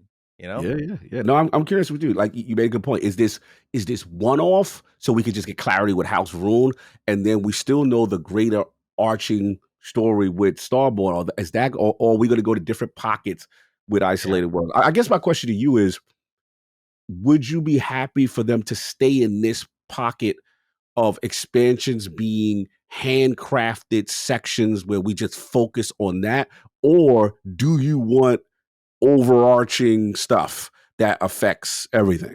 I like expansions kind of like what Obsidian did, where they consider I think the broad experience. Like if you're stepping into Starfield for the first time, let's say when it comes out on PlayStation, you're stepping into it for the first time and you have all of that DLC there. How does this all interact?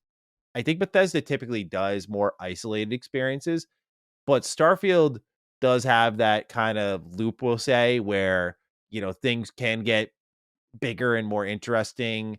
And I think there's a lot of potential on both sides. I personally would prefer it feeding into the grand experience, because what I noticed from my community, at least, is a lot of people are excited for Starfield Shattered Space, but it feels like you're going to get 20 to 30 hours of what you really wanted from this game, and then there's 200 to 300 hours of what you're not really looking for from this game.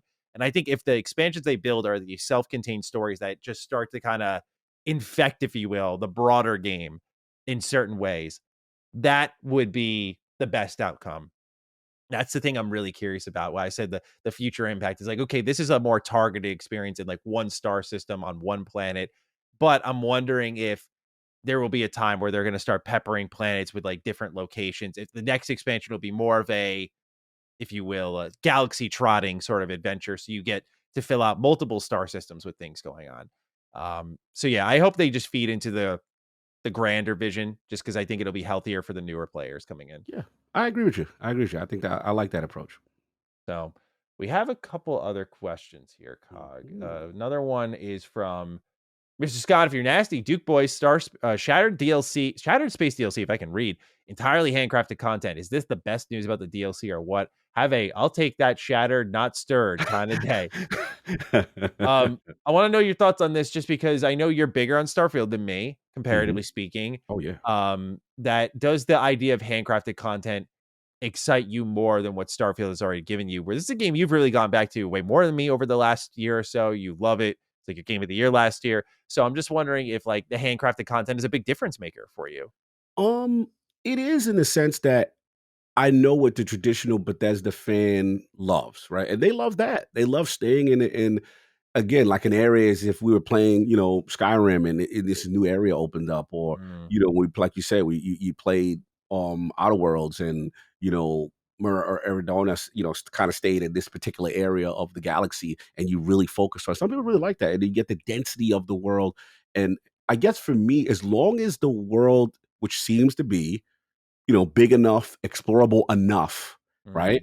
Not a small little rock. You know what I'm saying? Like, there's some density here. As long as the density is there, I don't mind. For me, Starfield is one of my favorite games. Starfield is something that I do love, exploring the great frontier in the manner of space, and jumping from system to system, or quest leading from system, to a different system. So I get it, but I think this was really I think they did you know what? We got to go back to what we do, right? Obsidian said, hey, we got to go back to what we have. We don't do this big open world thing. We do hub world.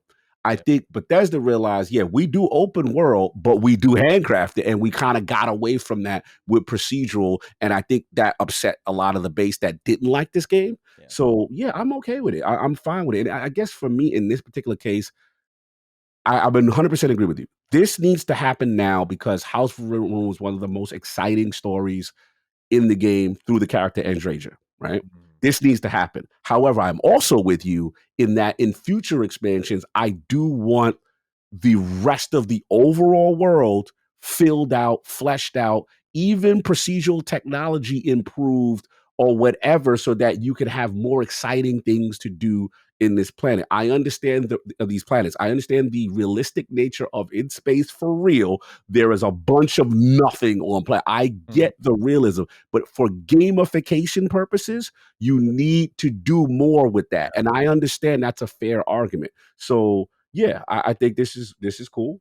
I think handcraft is great, but after that, let's No Man's Sky this, and do like Starfield 2.0 with your procedural generation and more exciting things to do on these other things. And I think that then it really starts to tie in and adds more meat to the overall experience. Yeah, I love the game. I just think there's a lot of room to make it an extremely. That's why I always said time will be kind to Starfield if Bethesda hangs with it long enough. If they keep on this kind of trajectory of like injecting these expansions and building out those planets, that then they'll be set. Right now, my biggest problem with Starfield really lies in the creations. The creations that they're doing are awful. I actually just What's going on in creations? What's happening? So Bethesda has a verified creator program. It's just insanely to get into. So easy that for over on Skyrim, someone took a asset pack from CG Trader. It was like medieval weapons, and then flipped that for $25 into Skyrim and is selling this whole weapon pack for like $5 a piece. And that sort of shit's just happening like unchecked. As an example, like just straight up fraudery, people ripping free mods online and that's wild. re-uploading them and getting into their program. Like that verified program's there to stop that. That's like the gatekeep. That's the gatekeeper. Wow. And so yeah, they have a really big problem with that. And like some of the shit that's like verified from Bethesda is just like not good. Like one of the verified creators is like selling modes, like a one life mode. I'm like, okay. Then another one's called the economy mode. And they're like, yeah, vendors actually like sell for buy items for less. So you have to spend more money on like ship parts instead. And you have to get your money elsewhere. And that's like $3. Like, oh, and then there's also a mode where it's like ammunition's tough to find. So you have to play melee. I'm like, what the fuck is this, dude? It's terrible. It's rightfully, it's justifying exactly what people say about creations, which is a terrible system. And so that's my biggest frustration right now, because they did that. They broke Fallout 4. They left Fallout 4 after the next gen update.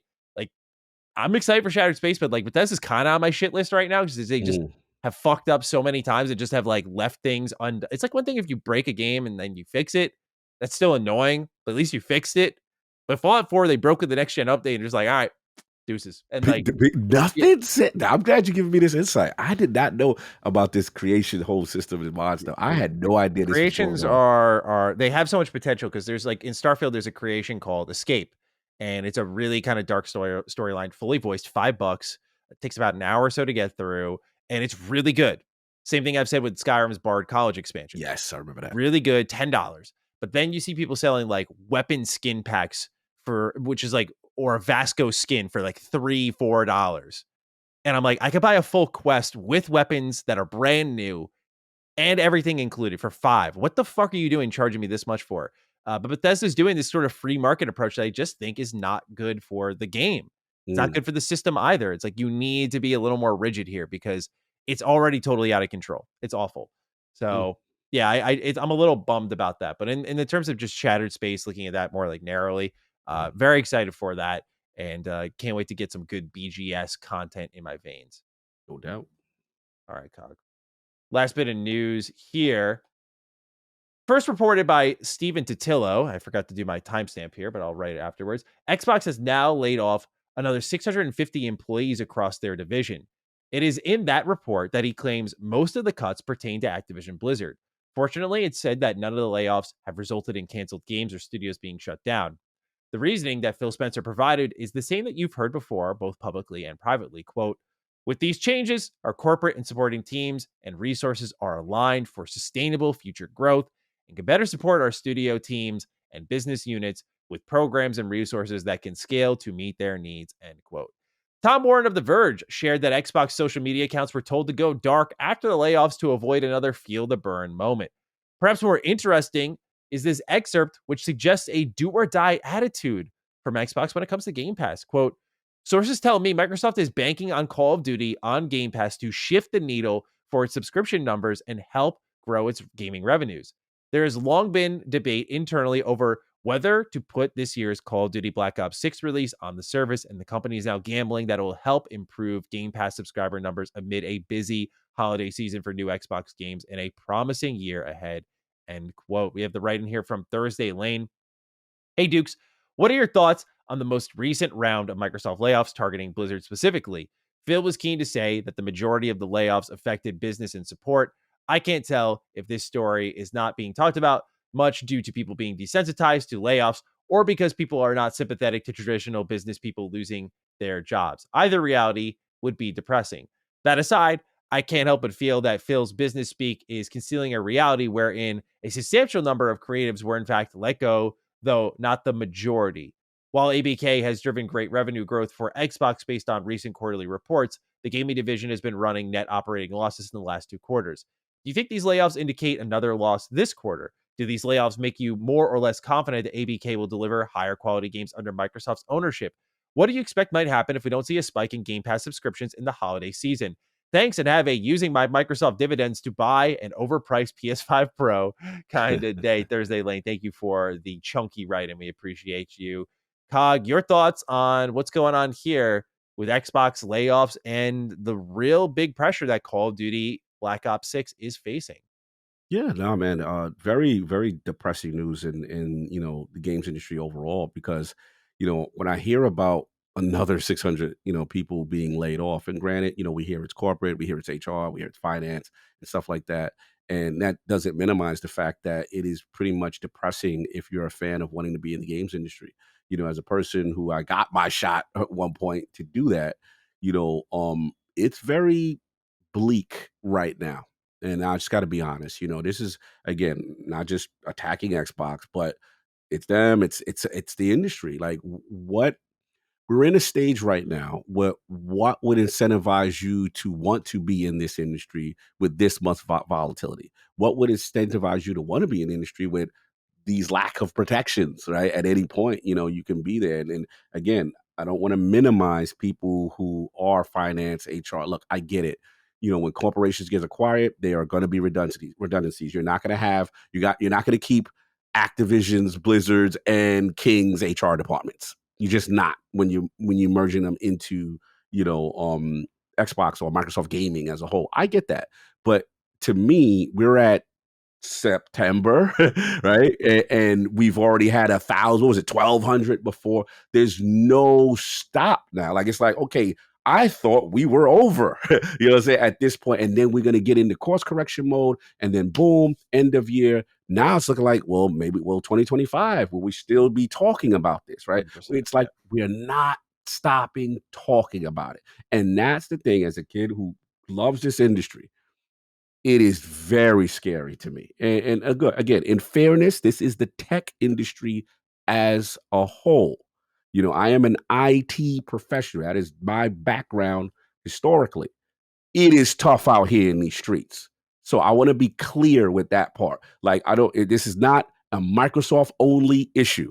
This is, if you trying to be in this industry, you know what's happening right now? There are people who have been laid off from last year who are taking entry-level positions just to survive.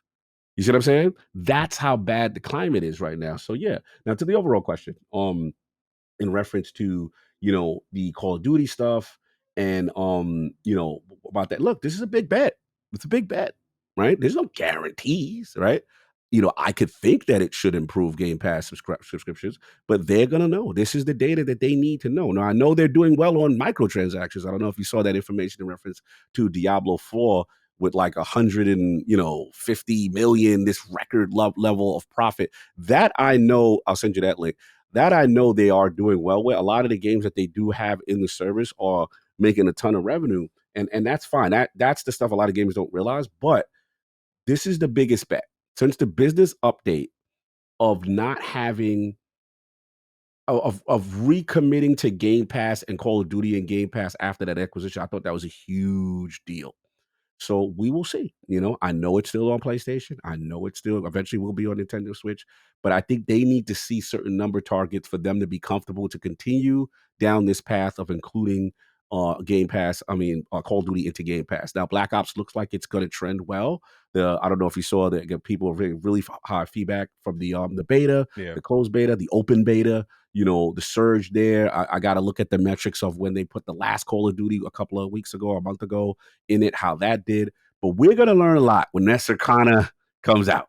We're going to learn what it is. And it's going to be key if whether or not they stick with it and play the course, or they say, hey, it does well. So, yeah, these are questions that we all got to find out. I don't know for sure. This is something I've never really, seen. Oh, but here's a question. What do you expect might happen? Or if we don't see a spike, oh boy, what I expected to might not happen when the business update. I thought that Game Pass as an experiment would go away. That's what my literal thought was. It was a nice run, guys. Sorry, targets are not there, and consoles are not there. So this is going everywhere. Everything effective now, everything, right? That's where we get into that. You are a third-party publisher all the way. There will be no easing into this. You know what I'm saying? Like, you're going to get this everywhere. That's what I thought was going to happen there. So to his question, that's what I think would happen if they see, not the growth that they want to see. I think that would accelerate them being a third-party publisher. Yeah, I'm with you. Yeah, if there are more losses next quarter, or if Call of Duty doesn't move the needle, not to just regurgitate what you said, but I think it's going to be a pretty big shakeup. I do think, what happens when you have the biggest game in the world on your ecosystem and you're able to weaponize it however you see fit, and you still can't move people over to you, you have to go to them. That's just what happens. You have to bring the service to them. You have to bring the games to them. I think all bets are off. If this does not move the needle, I think you thought this was a big year change, and we think so too. But I think it might get even worse if Call of Duty doesn't move the needle, which is possible because the big question, I think many of us are in the mindset right now of, yeah, Black Ops 6 should move the needle. It should be able to get a lot of Game Pass subscribers, but can it keep Game Pass subscribers? That's the other question. It's like, why would the average Call of Duty purchaser stick on the service? Uh, why would they, I mean, obviously there's great games there, but is that compelling to the average Joe who just plays Call of Duty and sports games? They typically just buy those 2-3 games a year, and it's cheaper to do that than subscribe to Game Pass for years and years and years. So maybe it does open that door. But if it doesn't, I don't know if Game Pass goes away, but I do think you kind of make it redundant in a sense where it functions like PS Plus, where you have this library attached to your ecosystem, and maybe you do deals like PlayStation got Plucky Squire day one. I'm excited to try that out. You get these little games here and there. I think Quidditch Champions was also day one PS Plus. Like, doing that a little bit more here and there, like these smaller games that kind of Sea of Stars is another one that was also Game Pass day one. So you get those occasionally, but I think I could see a change in like, day one Xbox Game Studios games on Game Pass not happening anymore. I just think they will absolutely take that PR black eye if they start to really bleed cash in their biggest moneymaker, because that's the most dangerous play of it all here.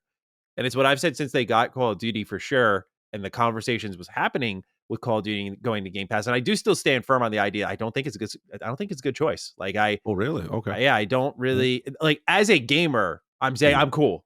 That's good. Like, yeah. You talk about it's a business. But if I was corporate Maddie, yeah, I don't think it's a good choice at all. You just don't tamper. Like, you have a golden goose there. You just don't fuck with the golden goose. You don't.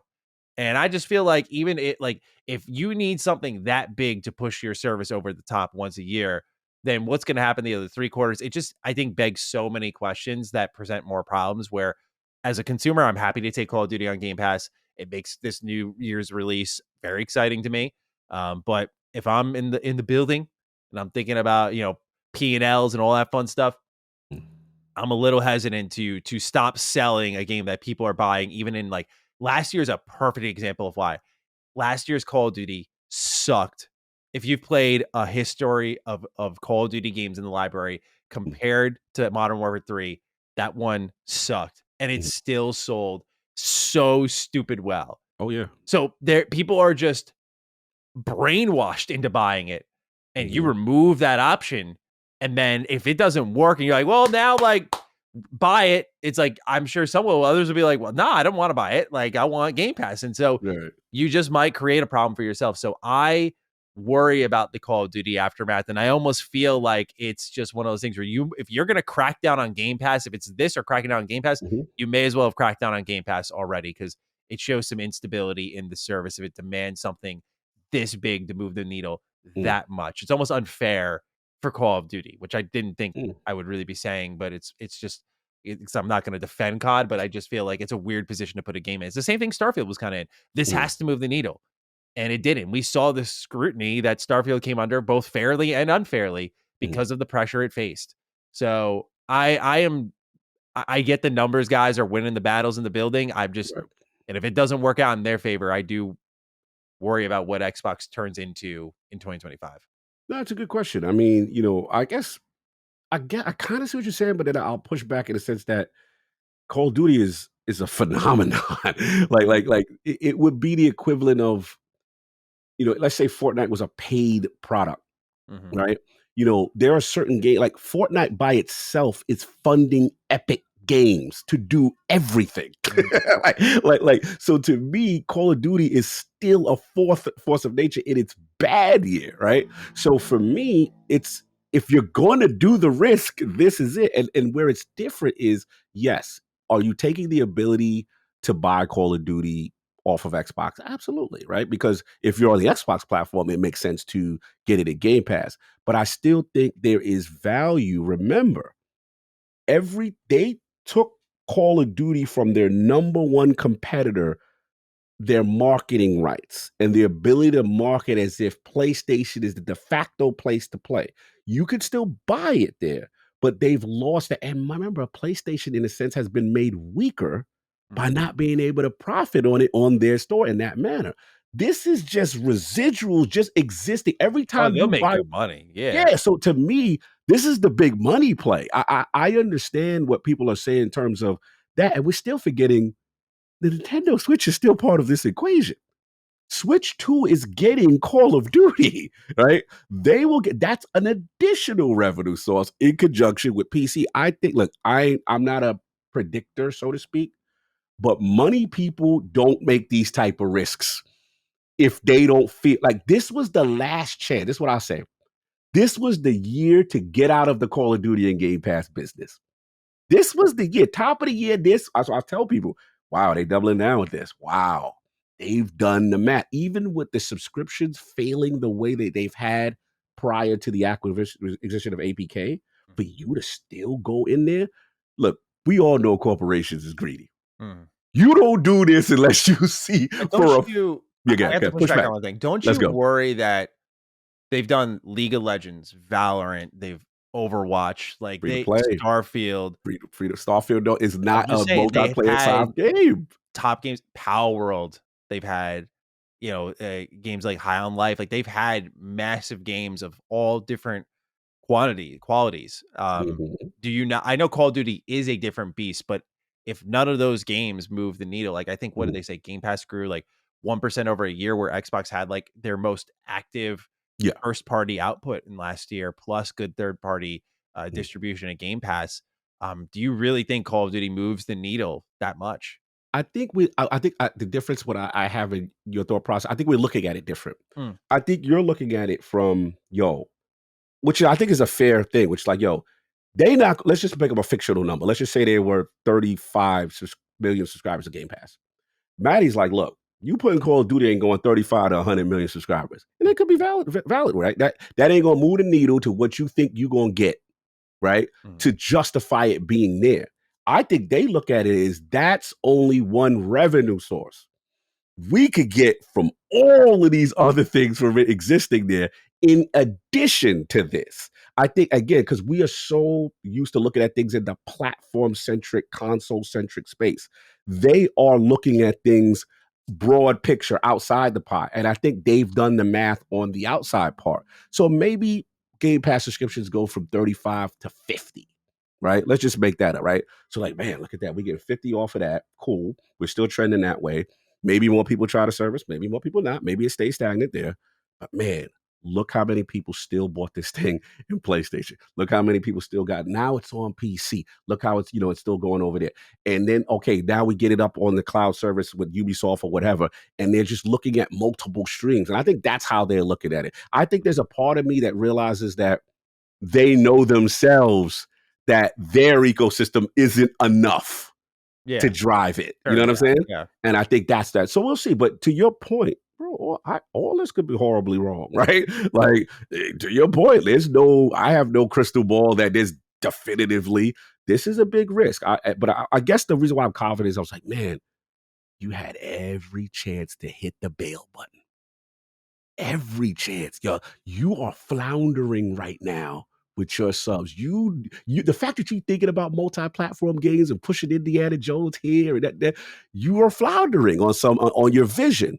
So this is the get out of jail business. You had to get out of jail free card to really do it. And they didn't. I just think with how aggressive they've been, that this almost feels like the last act of aggression from the Phil, Sarah, Matt team. Like, this is our dream. Game Pass, like, we think this is the future, and this is the last swing we get to keep that alive. Because otherwise you're seeing all these like back and forth, which, by the way, they may also be responsible for, but the assumption right now is like, when you saw what happened to Indiana Jones, that was like a real big smack in the face to Xbox fans. Like, we didn't even know the date and you're already announcing for PlayStation like the day of, and like, Jeff having his pop the collar moment, and like, they like that.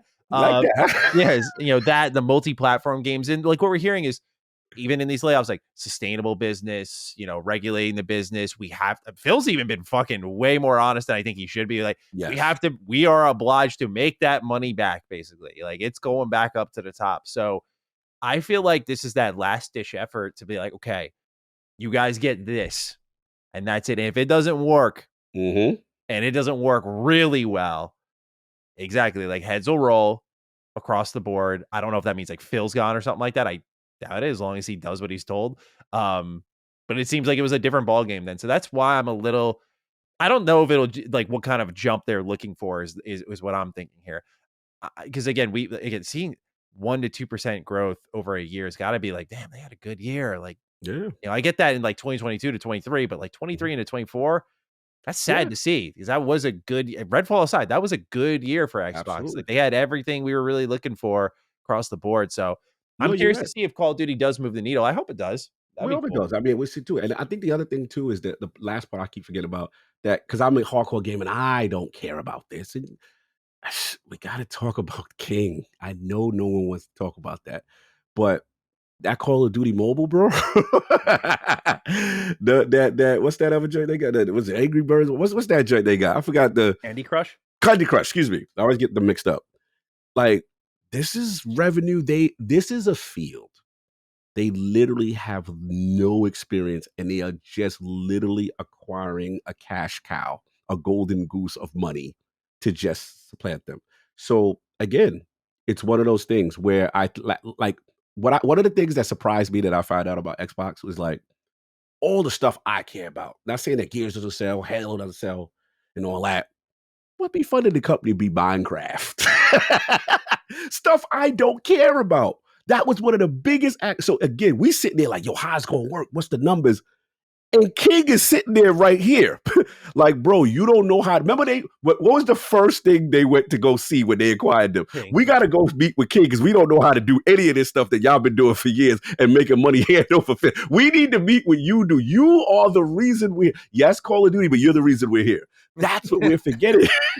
Gamers, we don't care about none of this. And you know what's funny? EA just put something out about where they targeted Gen Z and this. Bro, it's so funny with us because I get it. I don't care about that stuff. But if the future of gaming trends that way and we getting $700 consoles and this becomes kind of more boutique and more, enthusiast market, and these Gen Z kids and let's say 10 years from now, it goes that way. It may not go the way of the cloud like everyone may say. That may be a slower adoption rate, but we have to admit this generation of kids, they're not like us for the most part. Unless we raise them, this generation of kids, they're like, hey, work. they like, I want it free or I want it on my phone, in and out. I don't care about no high performant tech. Like, bro, this kid, I know it's scary, man. It's scary. That's what these kids do. And I think that's what Xbox is banking on. We got to at least cater to these guys. These are the future. These old guys complaining on podcasts, they're going to die. They will be out of here. And we got to deal with Maddie's kids. I'm sorry to bring it up, but that's how they think. My kid will be buying their games. Well, not Maddie's, because Maddie kid with their own money, might I add. Facts. He go buy physical. I know what Maddie's kids go through. Yeah, but I understand that other generation. When I download, I'll be like, did you say the D word in this household? Are you kidding me? I already know that digital. Oh, real quick side note. I was meaning to ask you, because even though it's not sacred or anything, we didn't do a crossover. How are you feeling about PlayStation 5 with the Pro with the not pushing the digital disc? Because I know you've been hard on Xbox when there's no disc drive, so to speak. Yeah.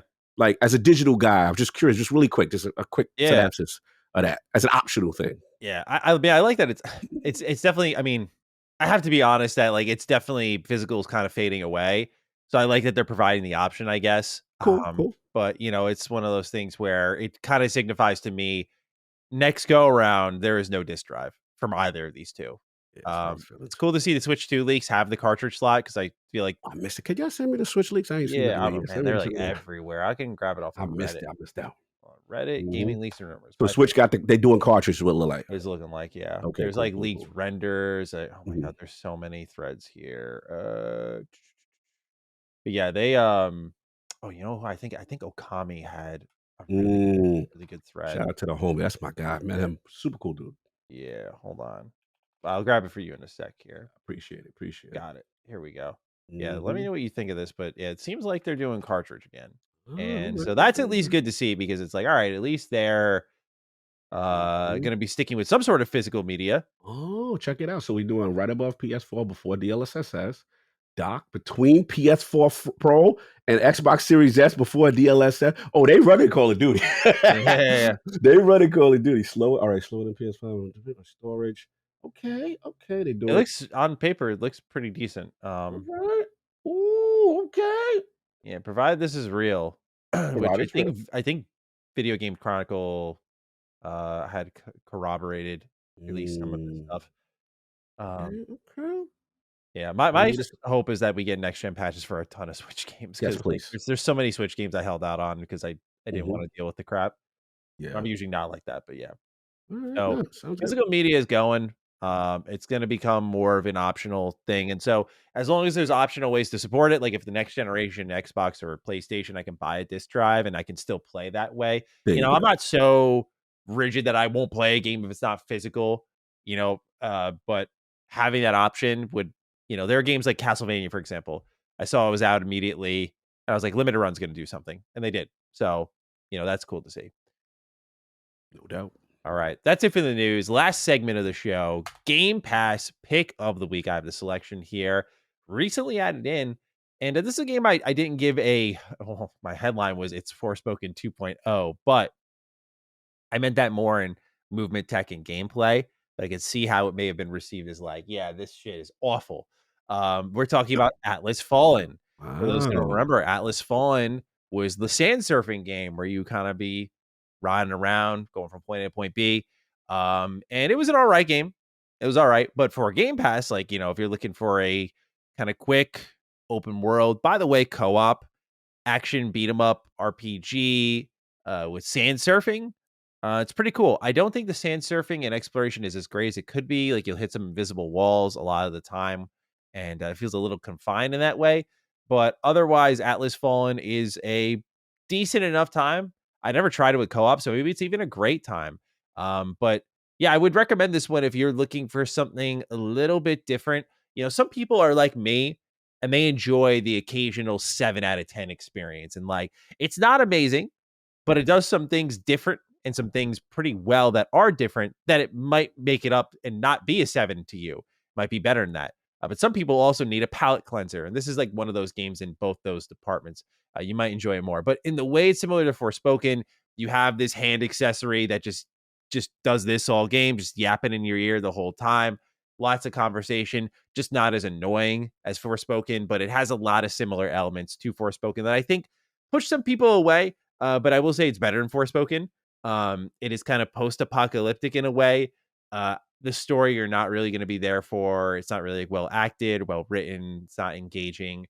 But there is some stuff here that I think some of you may enjoy if you give it a look, as a quick free download. Get a friend involved, and you might enjoy it even more.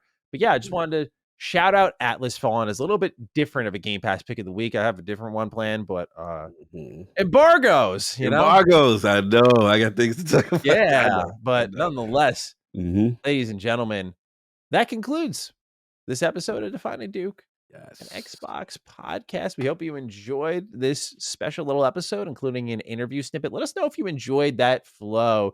We don't know, as we're ending this episode, how it's going to go, but let us know what you thought of the back and forth, the kind of ping-ponging, recording in blocks, because certainly we like doing interviews, and we would love to include those more as part of our show moving forward when it makes sense and when the opportunity is available. So let us know what you thought.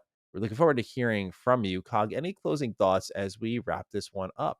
Yeah, man. Again, great show. And then obviously, like you said, give us your feedback, Realm of the Dukes. Let us know, if you want more of that, you know what I'm saying? You want more developer interviews in conjunction with a mainline Duke every now and then, and yeah, I always like, me personally, I always like speaking to developers. As gamers, I always feel like it's always best to get things from the source, especially things we don't understand, But as far as this episode, yeah, we had a lot going on. We had the news. I thought we had a good Game Pass future discussion. Obviously, I'm biased on what I think we should be using the hashtag about, but I will leave that open to discussion because maybe we need to wait until that actually come out. Yeah, I was thinking, and then we save Aura. it. Yeah. Okay, yeah, Aura, yeah. Giving it to Aura this week, and when Shattered Space comes around, no doubt that'll be our hashtag. So let's do it. Let's do the hashtag DDAura. Let us know your thoughts down below. Use that hashtag. Otherwise, you can find us on Twitter. I am at G7Status. Cog is at Lord Cognito. Again, tag us there. Let us know your thoughts on the episode. Hashtag DDAura, A-R-A. Let us know your thoughts. Other than that, ladies and gentlemen, thank you for tuning into another episode of Defining Duke and Xbox Podcast. And we will catch you next week with episode 195. Peace out. Defining Duke, an Xbox Podcast, is a product and trademark of Last Stand Media and Collins Last Stand LLC, and is recorded from the United States of America. The show is conceived by Matthew Mr. Matty Plays Schroeder and me, Colin Moriarty, and is written and produced by Matthew Schroeder. Matty's co-host is Barry Lord Cognito Eversley. Defining Duke's executive producer is Dustin Furman, and the show is edited by associate producer Ben Smith. All of Last Stand's theme music is by Ramon Narvaez. As you know, all of Last Stand Media's shows, including Defining Duke, are fan-funded on Patreon at patreon.com/laststandmedia. The following names are at the producer support level on Patreon, and we're thankful for your kindness and generosity.